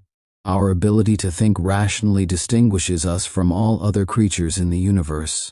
But rational wisdom does not come naturally to us. We must work hard to exercise and develop this ability. Wisdom enables us to comprehend nature, both our own and that of the world around us. And understanding the world allows us to live in harmony with it, rather than stressing ourselves out over things we cannot control. Many people spend their lives pursuing wealth or status. However, disaster or hardship can strike anyone at any time, and it is pointless to complain that the world is unfair. We can enjoy the good things in life, but only with the knowledge that they can all be taken away from us, and they will, one day. True happiness is to be able to hope, to be free from fear, and to enjoy the pleasures that have no annoying consequences. Seneca. If you learn to live simply, and even practice living as if you were poor on occasion, you will be able to live secure in the knowledge that even if you lose everything, you will be at peace. Only by mentally preparing for the worst-case scenario, including death, can we truly achieve peace. A man who suffers before it is necessary suffers more than is necessary. Seneca. Action. Simplify your life. Are there any material goods or pleasures in your life that you don't think you need? Is there anywhere you could cut back? Living with less will enrich your life and reduce your stress. Wealth consists not in having great possessions, but in having few wants. The greatest blessings of mankind are within us and within our reach. A wise man is content with his lot, whatever it may be, without wishing for what he has not.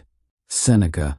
Live by dedicating yourself to truth, freeing yourself of influence, and seeking reason inwardly. Don't waste your time and energy trying to impress others with your work or social connections. To truly be yourself, focus on your unwavering quest for truth, free from the opinions and feelings of others. By taking the search for truth seriously, any external distractions will become irrelevant.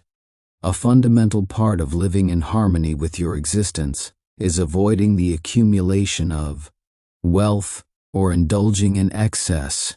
Money, a byproduct of desire, holds no importance in Stoic philosophy.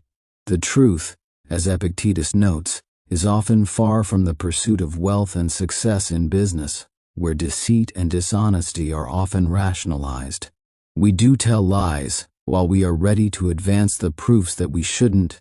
Epictetus. Preconceived ideas and beliefs can lead us to create a false narrative in our minds, and our judgment is often clouded by these incomplete stories. Lies and misinformation lead to a vicious cycle of confusion, and it becomes difficult for us and others to determine what's true. When making decisions, only draw conclusions when you're absolutely certain of the validity of the information you're using as the basis for your judgment. Your thoughts should be grounded in truth, without a shadow of doubt. Action. Cultivate silence. The majority of daily conversations are about trivial matters. A Stoic mind prefers silence to meaningless banter. Part 4. Mental health. Low moods give us the urge to do things that will ultimately keep us down. Sometimes when we're feeling down, we end up making choices that only make things worse. We might reach for a drink with friends to try to feel better, but end up feeling worse the next day. Instead, we could choose to hit the gym, which would boost our mood with endorphins and help us feel better overall. The thing about the human brain is that, when you believe something, the brain will scan the environment for any signs that the belief is true. Dr. Julie Smith. It's not uncommon to feel stuck and unable to make decisions when we're in a bad mood.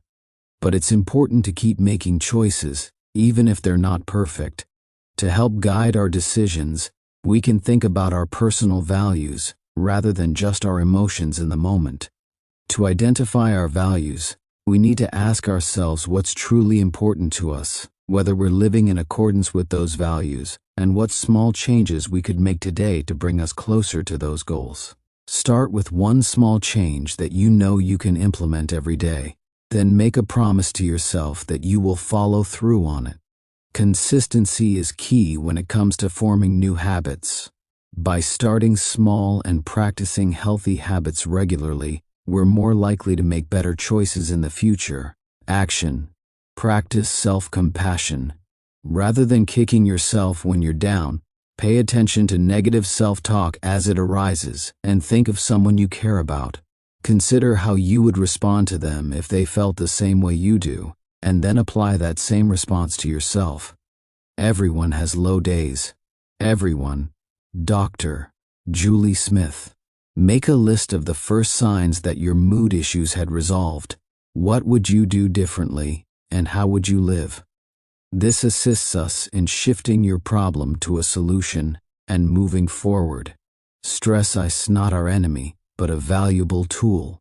Our brains are like information processing machines, constantly analyzing our surroundings and making decisions about how to respond to different situations. But sometimes we feel overwhelmed or uneasy, and it's all because of cortisol, a hormone that tells our bodies to release energy to help us cope with stress. The truth is, stress isn't always bad for us. In fact, it can be a powerful motivator that propels us towards our goals. Rather than trying to eliminate stress from our lives, we should learn to harness it and use it to our advantage. We cannot untangle stress from a meaningful life. Whatever your unique personal values, anything that you strive towards and work for is going to require your stress response to get you there. Dr. Julie Smith. Of course, chronic stress can be harmful if we don't take care of ourselves. It's important to recognize the signs of burnout, such as feeling emotionally drained or disconnected from others. Chronic stress can also lead to physical symptoms like headaches and muscle pain, and it can make us more prone to addictive behaviors like drinking alcohol. The key is to find a balance between stress and rest, and to make sure we're taking care of our bodies and minds by replenishing the energy and nutrients we use up during stressful times. By learning to manage stress and prioritize self-care, we can achieve our goals and live happier, healthier lives. Action. Connect with others. Maintaining a social life is essential for stress management, so make time to socialize with friends. Happiness is an emotion, not a constant state we can achieve. We all want to be happy. It's what we strive for and what we're told to chase.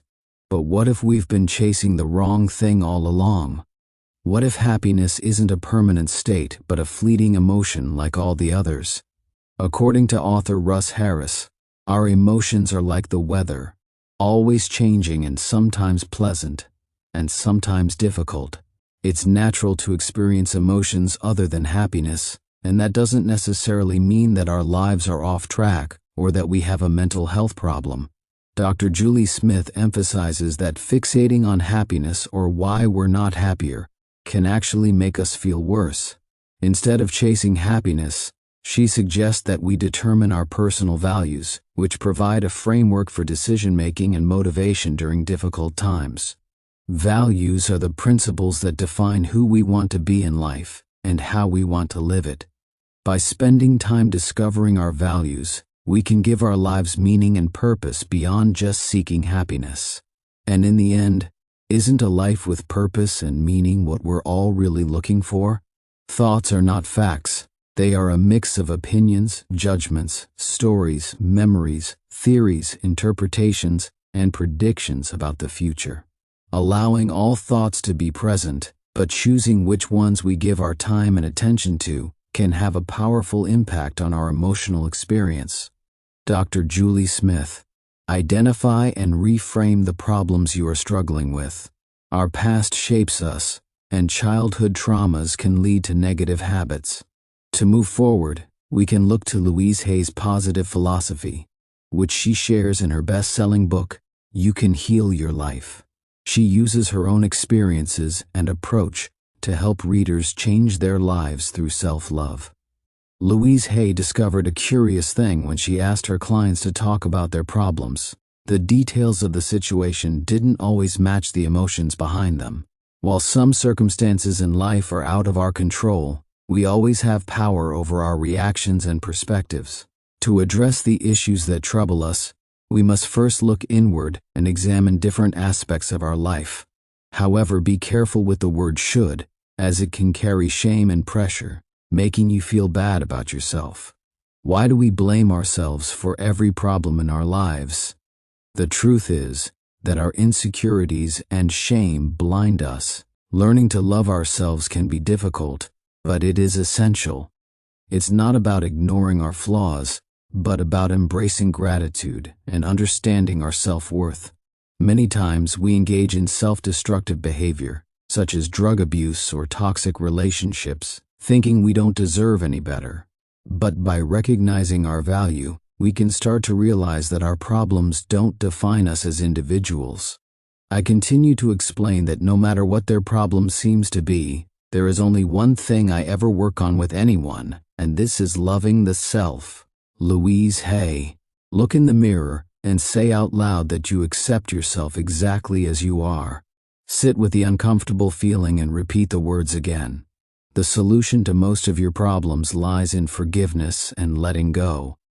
Take charge of your life, even when it feels like everything is out of control. You have agency, and it's up to you to use it. If you're struggling with unhealthy habits, start by being honest with yourself. It's hard to let go of toxic relationships or patterns, but it's even harder to be stuck in a cycle of pain. Remember, your bad habits are just a symptom of something deeper. But you can change, and you're worth the effort. Don't let your thoughts control you. You have the power to take charge of your mind and your life. It won't be easy, but it's possible. Practice and consistency are key. You may have been taught that you're worthless or undeserving of good things, but that's simply not true. Forgive yourself for past mistakes and let go of anger and resentment. Only then can you be present and move forward. Action. Commit yourself to forgiveness. Close your eyes and state aloud who and what you wish to forgive. Repeat this to yourself until you believe it. Feel a warmth beginning to glow in your heart center, a softness, a gentleness. Let this feeling begin to change the way you think and talk about yourself. Louise Hay. Shifting your perspective can help you feel fulfilled with what you already have. Have you ever noticed how the people in your life can have a big impact on how you treat yourself? It's true. Relationships are mirrors of ourselves. What we attract always mirrors either qualities we have or beliefs we have about relationships. Louise Hay. If you grew up in an environment where you were never praised for your achievements or were mistreated as a child, it can be hard to show yourself the love and care you deserve as an adult. And unfortunately, some of us can fall into the trap of seeking out abusive partners because it feels familiar. But there's hope. You can break this cycle by recognizing your own worth and that you are deserving of love and respect. Once you recognize that you are a complex, multidimensional being with both strengths and weaknesses, you can start to shift your perspective on your current challenges. Instead of letting your insecurities and doubts control you, take a step back and consider whether your problems are based in reality or just in your head. This shift in perspective can help you in other areas of your life too. Maybe you're feeling stuck in a dead-end job that's underpaying and unfulfilling. But remember, it's just a stepping stone to bigger and better things. And if you're unhappy with your appearance, it's time to start appreciating all the amazing things your body can do. It's not uncommon for emotional turmoil to manifest as physical pain, like headaches and other aches and pains. But by recognizing your worth and letting go of anger and negativity, you can start to let go of that pain too. Action. Practice appreciation for everyone. Your forgiveness and understanding should extend to everyone, including those who have wronged you. Everyone has reasons for acting the way they do, but this is not an excuse. But it was a lesson in patience. Hating yourself is usually a way of rejecting others. One of Kishimi's, the author of the best-selling book, The Courage to be Disliked, students once revealed a troubling self-hatred because he was too aware of his flaws, both objective and subjective. Objective inferiorities are those that we can confirm, like lacking height or money, but subjective inferiorities are self-critical beliefs, often entirely fabricated. In this instance, the young man was creating reasons to hate himself to avoid being hurt by others. Kishimi helped him realize that his loneliness was the root cause of his misery, not any actual shortcomings. According to Adler, the only flaws we should address are the objective ones, and only if they hinder us from achieving our goals. But subjective ones are mere illusions, and we should examine them before deeming ourselves unworthy. An excellent remedy for this problem is to love yourself like your life depends on it, as Kamal Ravikant puts it. 53. Competitive mindsets destroy our mental health. Comparison is often described as the thief of joy, but it's also the gateway to misery. Mark Twain recognized this, and it's a concept that's been further developed by the 20th century psychologist Alfred Adler. In Adler's view, the competitive nature of modern societies can be harmful to our mental health and well-being. This is a topic that has been hotly debated in discussions on Western versus Eastern cultures. Countries like Japan and China are known for their emphasis on cooperation, whereas the US and Germany tend to prioritize individualistic ideas of success. However, the problem with a narrow competitive mindset is that it can never truly lead to happiness. If you believe that you need to be the best at everything to find fulfillment, whether it's making money, gaining social media likes, or having a lot of friends, you'll always feel anxious and unfulfilled. Adler believed that the true purpose of psychology was to help individuals become courageous. By letting go of a competitive mindset and embracing abundance, you'll never feel like anyone is holding you back. There's enough success to go around for everyone, and as long as you focus on improving yourself, you can achieve anything. Action. Cooperate more with others. Imagine life as a team sport. While individual achievements can be rewarding, working with others and accomplishing goals together is what makes the game of life truly satisfying. Cooperation not only helps you form deeper connections with those around you, but also boosts your own self-esteem. Don't let individualistic thinking limit your potential for growth and fulfillment.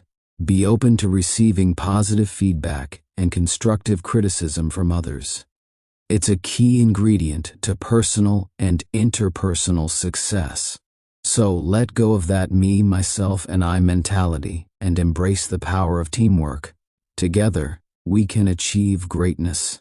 The 4 habits of emotionally strong people. Most people hear the term emotionally strong and assume that it means the ability to ignore your emotions or not feel them. But that's dead wrong. Emotional strength isn't about getting rid of difficult feelings. It means you know how to respond to them in a healthy way. 1. Control your attention, not your emotions. Emotions aren't under our direct control. When you try to control things you don't have control over, like your feelings, you'll only create more pain and suffering for yourself in the long run. If you want to be more emotionally strong, validate your emotions and control your attention. Crying does not indicate that you are weak. Since birth, it has always been a sign that you are alive. Charlotte Bronte. 2. Practice compassionate self-talk. When you respond to painful emotions with negative self-talk, you train your brain to be ashamed of feeling bad. True emotional strength comes from gentleness, not criticism. Words matter, and the words that matter most are the ones you say to yourself. David Taylor Klaus. 3. Use values, not feelings, to make decisions. Your emotions will lead you astray just as often as they will guide you. Listen to all your emotions, but don't blindly take orders from them. 4. Set and enforce healthy boundaries. Emotionally strong people know that you can't be emotionally healthy if you never stand up for yourself and your own wants and needs. Just because it feels bad doesn't mean it is bad. No is a complete sentence. Annie Lamott. Part 5. Relationships. Love is made up of joy, equanimity, compassion, and loving kindness. Love is about much more than finding an attractive and successful mate. To understand love, you must first understand its 4 main characteristics: joy, equanimity, and compassion and loving kindness. Joy is all about experiencing deep and lasting happiness. When we are filled with joy, we want to share it with others. Equanimity is also referred to as inclusiveness. This trait entails the ability to blur the lines between yourself and another person, so that their suffering becomes your suffering. Compassion enables us to see and comprehend suffering. This improves our ability to listen and empathize. Loving kindness is the practice of using mindfulness to make others happy. This characteristic enables us to bring joy to even the most depressed heart. True love is not about acquiring something, but rather about being able to recognize and comprehend another person's pain. Action. Be generous. When you're happy, share it with others. Allow your light to shine on others so that they can be happier as well. The art of happiness is also the art of suffering well. When we learn to acknowledge, embrace, and understand our suffering, we suffer much less. There is no place where there is only happiness and no suffering. Thich Nhat Hanh. We can't connect to others if we are disconnected from ourselves. Despite our many connections, many of us feel lonely and anxious. Our phones and social media may seem like they help us stay in touch, but they also provide a convenient escape from confronting our thoughts and feelings. In today's fast-paced world, distractions are everywhere. From our demanding work schedules to the constant barrage of media and technology, it's easy to get caught up in the hustle and bustle. The key to connecting with others lies within ourselves. To truly understand others, we must first learn to listen to and understand ourselves. Instead of seeking comfort in our work, social media, or relationships, we must find peace within ourselves. It is so important to come home to ourselves and cease being the victims of our own circumstances. Thich Nhat Hanh.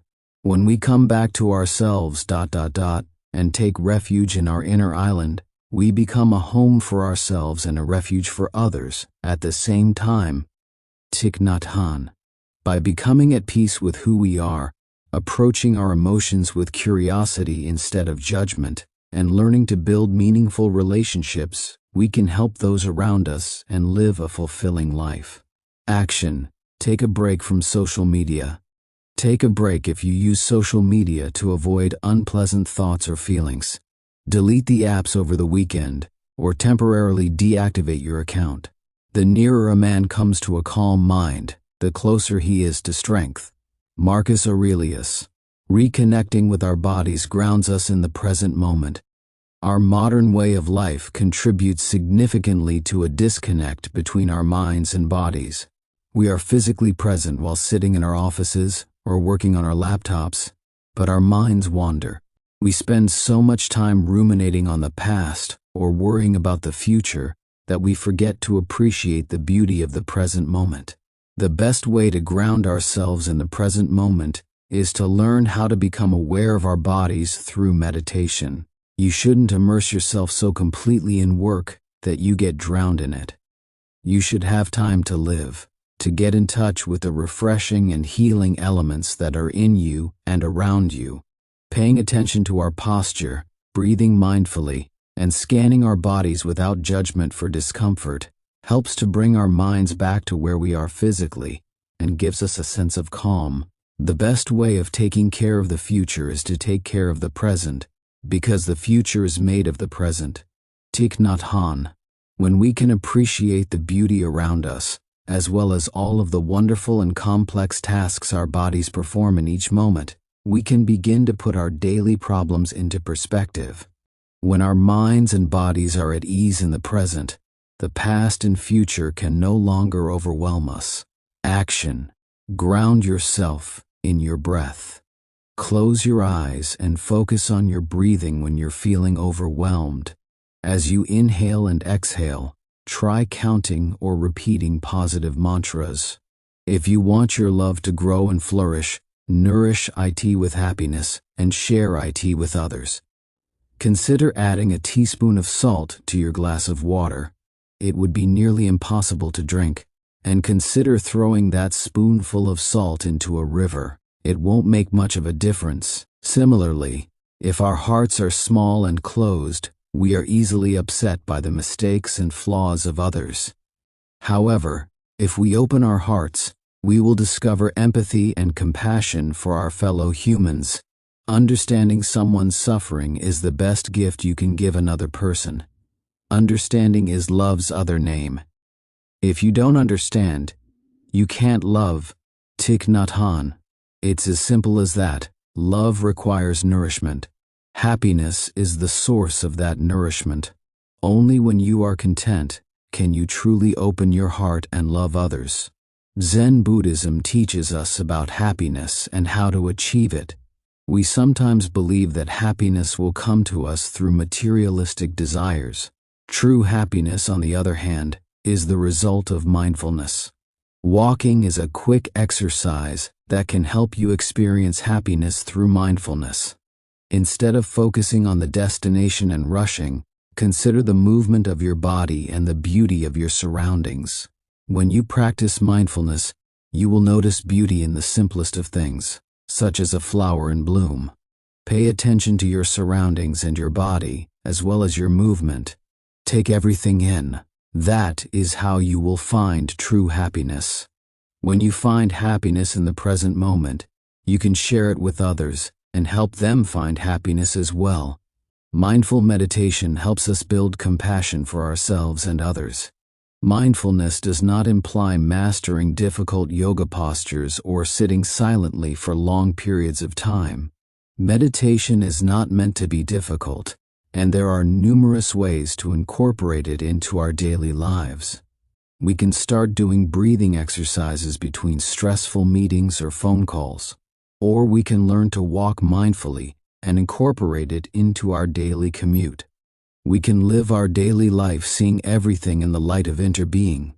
When we begin to see ourselves as interconnected with the rest of the world, our problems become less significant in comparison to those of others. Recognizing that we are a part of the earth allows us to share in its beauty as well as its suffering. Mindfulness helps us connect with others while also developing compassion for ourselves. Meditative practice on a daily basis improves our empathy and resilience. We begin to heal from past trauma and find joy in the present as we become more at ease with our own bodies and practice compassion for our minds. Action. Add mindfulness practices to your daily routine. No matter how hectic your schedule is, try to incorporate meditation into your daily routine. Mindful walking, mindful eating, and breathing exercises can help you relax your body and reduce workplace stress. Mindful love and connection heal our hearts. Unleash the power of mindful love. Have you ever stopped to think about the word love? It's a word that we often use so casually, from I love ice cream to I love my friends. But true love is so much more than just a word. By being mindful of our use of love, we can restore its true significance. Mindful love is all-encompassing, embracing the good and the bad in a person, without judgment. Imagine the impact we could have if we suspended our tendencies to judge and reject, and instead become healers. The ancient Sanskrit word for compassion, karuna, embodies this idea. It goes beyond empathy and means to do everything in our power to alleviate another's suffering. Think of it like medicine. When you go to the doctor, you don't just want them to understand your pain, you want them to do something about it, to heal you. Love is similar in this way. It not only helps us understand someone's pain, but gives us the power to heal them. But here's the thing, love is a two-way street. It takes effort and compassion from both sides to truly heal and bring happiness to each other's lives. Embrace the power of mindful love today. Action. Partners must be healers. This means that if you are in pain, you must sometimes seek assistance. This can be difficult, but asking your partner for help is the only way to achieve mutual healing. Part 6. Human Psychology. We often favor feeling right over being right, looking to express our individuality and make our mark in the world. We often let our beliefs and opinions define who we are. But have you ever stopped to ask yourself why you hold the opinions you do? It's easy to spot emotional bias in others, but when it comes to our own views, we might not be so aware. How we process information and arrive at our beliefs is influenced by different modes of thinking. In preacher mode, we spread the word and defend our position passionately. In prosecutor mode, we attack opposing beliefs and pick them apart. In politician mode, popularity trumps accuracy, while in scientist mode, we question everything, seeking evidence and being open to revising our beliefs in light of new data. A recent study of startup founders is a prime example of the power of adopting a scientific approach. Those who received entrepreneurship training that emphasized scientific thinking earned 40 times more than those who received conventional business training after just 1 year. Even the most innovative businesses and leaders can be held back by clinging to outdated beliefs. Just think of BlackBerry's founder, Mike Lazaridis, who refused to embrace the touchscreen iPhone and stuck with physical keyboards, or Steve Jobs, who initially dismissed the idea of putting a computer in a phone. In both cases, they would have been better served by questioning their assumptions and being open to change. Action. Think more like a scientist. Practice valuing data over assumptions and truth over popular opinion. Let people know it's okay to challenge received wisdom. Create a culture of questioning at work and at home. Encourage others to question their own beliefs. Confident humility. Ice the doorway to wisdom and success. In a world where certainty is praised and praised as a symbol of power, it's easy to forget that true strength lies in being open to new perspectives. Being wrong is the only way I feel sure I've learned anything. Daniel Kahneman. From brilliant scientists and artists to great leaders and presidents, the common denominator of success is their ability to embrace cognitive flexibility and consider every angle before making a decision. Progress is impossible without change, and those who cannot change their minds cannot change anything. This quote by George Bernard Shaw perfectly captures the importance of being able to adapt to new ideas. In fact, Good Judgment Project's regular forecasting tournaments have shown that those who are willing to revise their forecasts regularly are more likely to make accurate predictions. Franklin D. Roosevelt, the President of the United States, was a firm believer in the power of experimentation and wasn't afraid to experiment with bold, persistent change. He trusted that the public would follow his lead, and that trust led to his election as president 4 times. Sometimes, emphasizing what will not change is the most effective way to persuade people to embrace change. Action. Define yourself by your values rather than your opinions. Examine what really matters to you. Then appraise your opinions accordingly. Action. Invite people to question your thinking. Set up a challenged network of supportive friends who can pressure test your views. Your past doesn't determine your future. Don't let yourself controlled by 3 things: people, money, or past experience. Anonymous. Let's dive into the fascinating world of psychology and explore the opposing views of Sigmund Freud and Alfred Adler on the impact of childhood experiences on our lives. Freud believed that our self-image is deeply rooted in our psyche from an early age, and negative experiences can lead to ongoing struggles throughout our lives. He suggested that we spend much of our adult life trying to overcome the limiting beliefs and trauma of our past. On the other hand, Adler saw things differently. While he acknowledged that our style of life is formed early on, he didn't believe it was a fixed point of our character. He argued that we can change who we are at any given moment. But here's the catch. Even if you can trace all your flaws back to a few instances in your childhood, you won't be able to change them in the present unless you believe that something different can happen. You have the power to choose a new outlook and break free from old patterns at any time. Action. Take control of your own destiny. The key to your own happiness lies within yourself and not in the hands of others. By prioritizing yourself and living in the present moment, you can experience a positive transformation in your life. Remember that you can only alter the present, but that power to make a difference is entirely yours. Everyone thinks of changing the world, but no one thinks of changing himself. Leo Tolstoy. Social pressures can work against us. We all fool ourselves from time to time in order to keep our thoughts and beliefs consistent with what we have already done or decided. Robert Cialdini. Have you ever left a restaurant feeling a little more satisfied after being given a piece of chocolate for free with your bill? These gestures might seem like acts of kindness, but they're actually playing by the rule of reciprocation. When someone does us a favor or gifts us something, it's human nature to feel obligated to return the favor to avoid the guilt of not doing so. We also have a social responsibility to repay kindness, as those who don't can be perceived as taking advantage of others. Our ancestors shared food and tools, knowing that they would receive something in return. Today, businesses use the rule of reciprocation to their advantage. But it's not just about receiving, it's about being seen as good and honest. This is where the consistency principle comes in.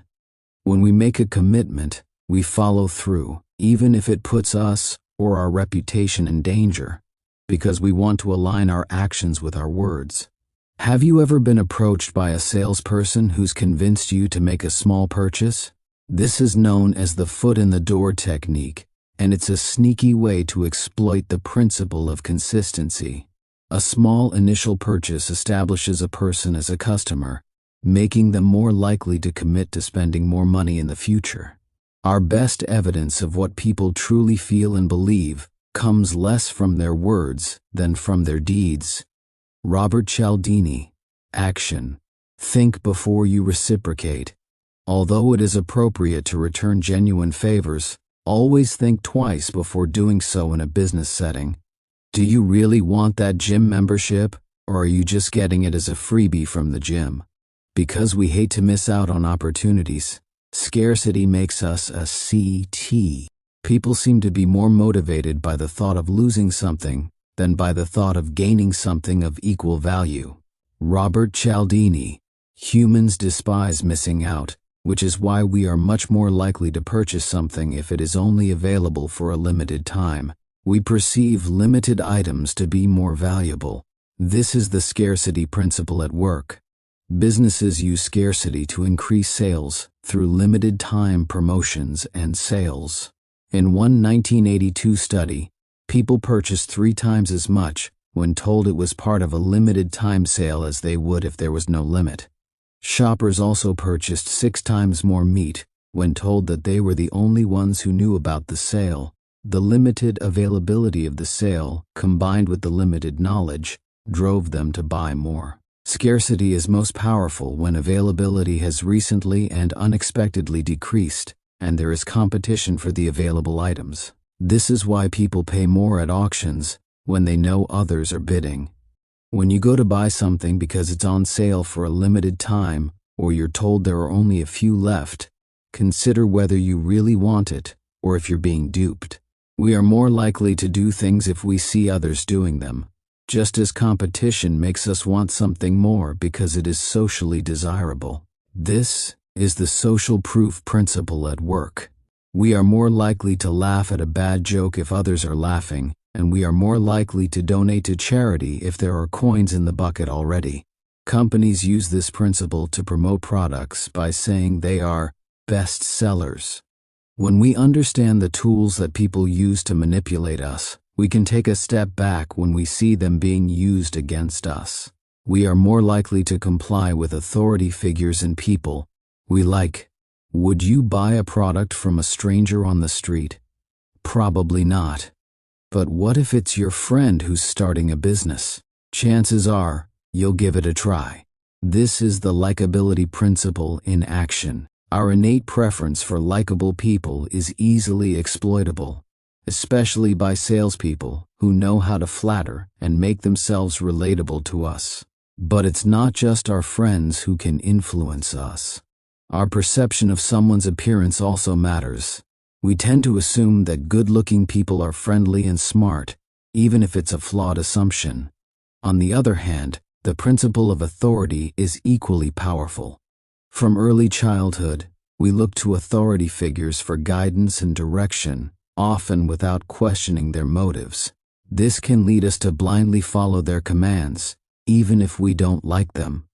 However, it's important to remember that not all authority figures have our best interests at heart. Before following their instructions, take a moment to reflect and ensure that their requests align with our values and beliefs. After all, we are the masters of our own destiny. The world abounds with cults populated by dependent people who are led by a charismatic figure. Robert Cialdini. Action. Look out for wily salespeople. If you want to buy something, be aware of who is selling it to you. Are they being overly nice, flattering, or relatable despite the fact that they don't know you? If this is the case, they are most likely attempting to manipulate you. Insight. Our behaviors are governed by two systems of thinking. Why do we trust some people intuitively more than others when there is no prior basis for that trust? What unconscious biases influence our worldviews and assumptions? Daniel Kahneman, a Nobel Prize-winning economist and psychologist, unraveled the mysteries of the human mind as he explores the dual processes of thinking in his book, Thinking, Fast and Slow. Kahneman provides a captivating insight into decision-making, uncertainty, and behavioral economics. Nothing in life is as important as you think it is, while you are thinking about it. Daniel Kahneman.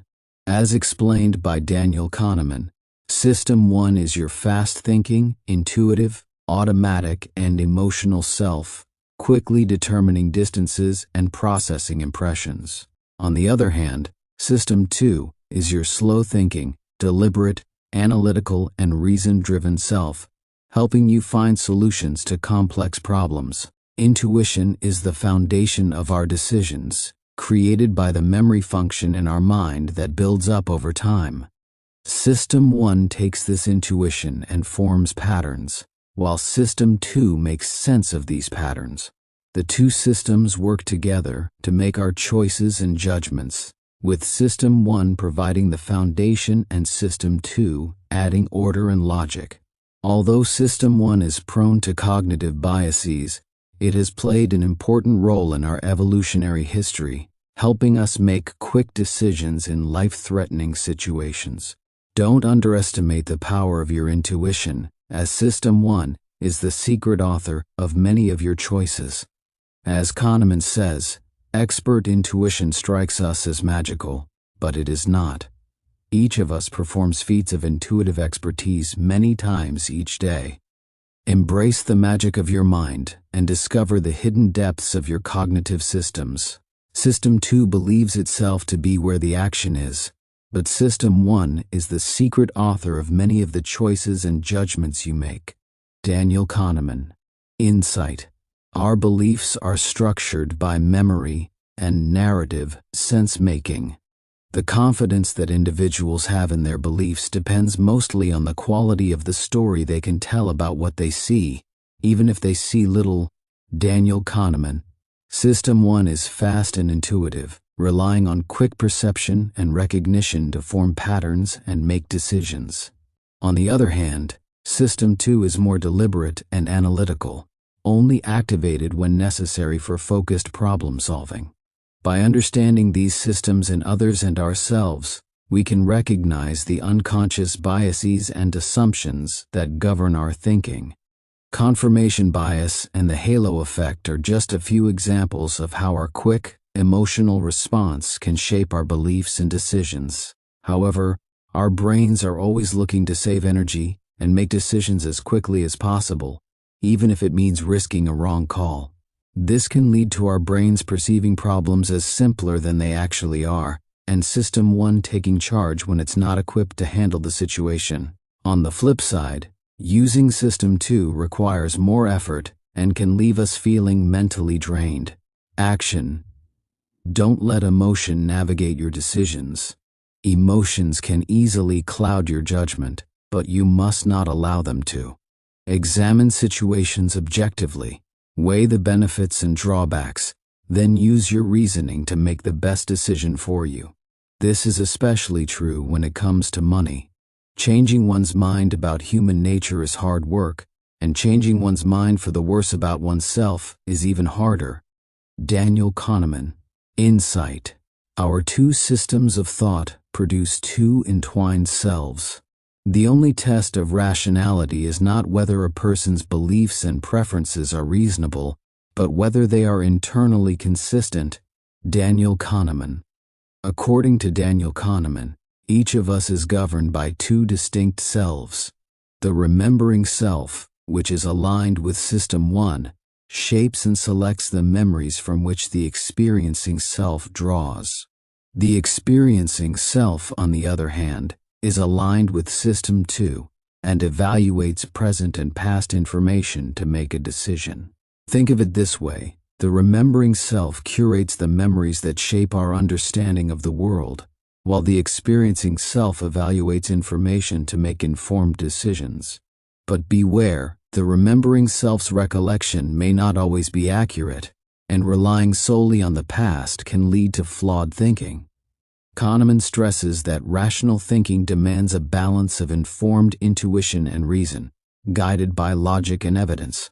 Our intuition works to simplify our world by connecting emotions, events, and outcomes, which eventually form our identity and determine our responses. This is what Kahneman calls the affect heuristic, where our emotions play a big role in decision-making, making life easier for our minds. However, knowing facts and statistics about human behavior does not guarantee a shift in our understanding or beliefs. As Kahneman says, the only test of rationality is not whether a person's beliefs and preferences are reasonable, but whether they are internally consistent. So, it's up to us to question our preconceived ideas and let logic and reason guide us towards rational thinking. Even compelling causal statistics will not change long-held beliefs or beliefs rooted in personal experience. Daniel Kahneman. Action. Stay open to new ideas. We should all welcome being proved wrong. A hallmark of wisdom is knowing when it's time to abandon some of your most treasured tools and some of the most cherished parts of your identity. Adam Grant. Empower yourself with the power of knowledge and wisdom, for the road to progress begins with accepting what we don't know. Each new invention starts with a daring hypothesis, one that may challenge conventional wisdom. From the invention of the printing press to the launch of the space program, great discoveries and advancements wouldn't have happened if we always demanded proof before taking the leap. By learning to distinguish between beliefs and facts, we open ourselves to new and exciting discoveries. However, our own intelligence sometimes hinders our ability to see the world clearly. Research shows that people with higher IQs are more likely to fall into the trap of thinking in stereotypes due to their quick recognition of patterns. But, with a bit of mental and emotional effort, we can break free from past biases and learned opinions, separating our identity from our beliefs. Embracing new ideas in both our personal and professional lives is a surefire path to happiness and satisfaction. while sticking rigidly to our plans often leads to missed opportunities and unhappiness. Regular reappraisals in our relationships can also lead to more positive outcomes, allowing us to objectively assess what's working and what isn't. So, let's embrace the unknown and discover what lies beyond our current perceptions. Action. Work on your rethinking skills. Go looking for information that contradicts your views, test it out, and be open to change. Action. Factor a regular life checkup into your schedule. Treat your life as you do your health. Examine how it's all going, and fix what's not right. Being indifferent to death, is key to survival. Viktor Frankl, a Holocaust survivor and renowned psychiatrist, philosopher, and writer, explores the depths of the human spirit in his memoir, Man's Search for Meaning. Through his time in Nazi concentration camps, Frankl discovered the power of logotherapy, a method that helps individuals find meaning in their lives, even amidst suffering. Frankl's teachings, which emerged from his own traumatic experiences, have solidified his legacy as a leader in modern psychology. After observing the prisoners' reactions to their traumatic experiences, Frankl made a groundbreaking realization that trauma processing has 3 stages. Initially, the prisoners were in shock, but as they adjusted, they entered a period of apathy or emotional numbness. This was followed by a stage of disillusionment, which often happened after they had survived and left the camp. Frankl observed that prisoners who refused to accept the reality of their situation were the first to die, whereas those who surrendered to their fate found the strength to endure. He famously stated, "Man does not simply exist, but always decides what his existence will be, what he will become in the next moment." Accepting death as a possibility allowed many detainees to survive the unimaginable horrors of the concentration camps. By surrendering to the present moment and freeing their minds from the fear of the future, prisoners were able to summon the apathy they needed to survive. Even the most basic necessities of life were taken away from prisoners, but by accepting their reality, they were able to endure and find moments of hope in the darkest of circumstances.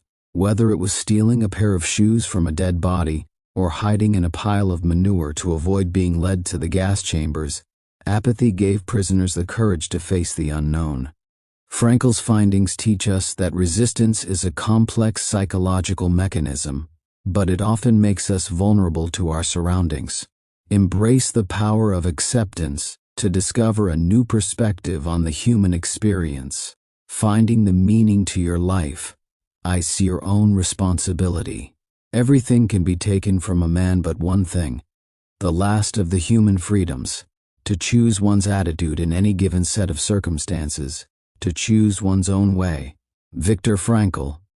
When it comes to the game of chess, even the greatest players can't tell you what the one ultimate move is. Instead, each situation on the board requires a unique solution. Similarly, life does not have a universal meaning. It's up to each individual to create their own meaning through their choices and actions. According to psychiatrist and logotherapist Viktor Frankl, meaning can only be found by embracing life's challenges and taking responsibility for our own existence. Frankl's philosophy encourages us to resist escapism and instead actively search for meaning in everyday life. He found meaning even in the brutal conditions of the concentration camps by focusing on his love for his wife and clinging to the memory of her. It's a reminder that we hold the power to determine our own mental state and find meaning, even in the face of pain and suffering. Don't rely on others to bring comfort. Instead, take responsibility for your own mental well-being and find meaning in the moments that matter. When we are no longer able to change a situation, we are challenged to change ourselves.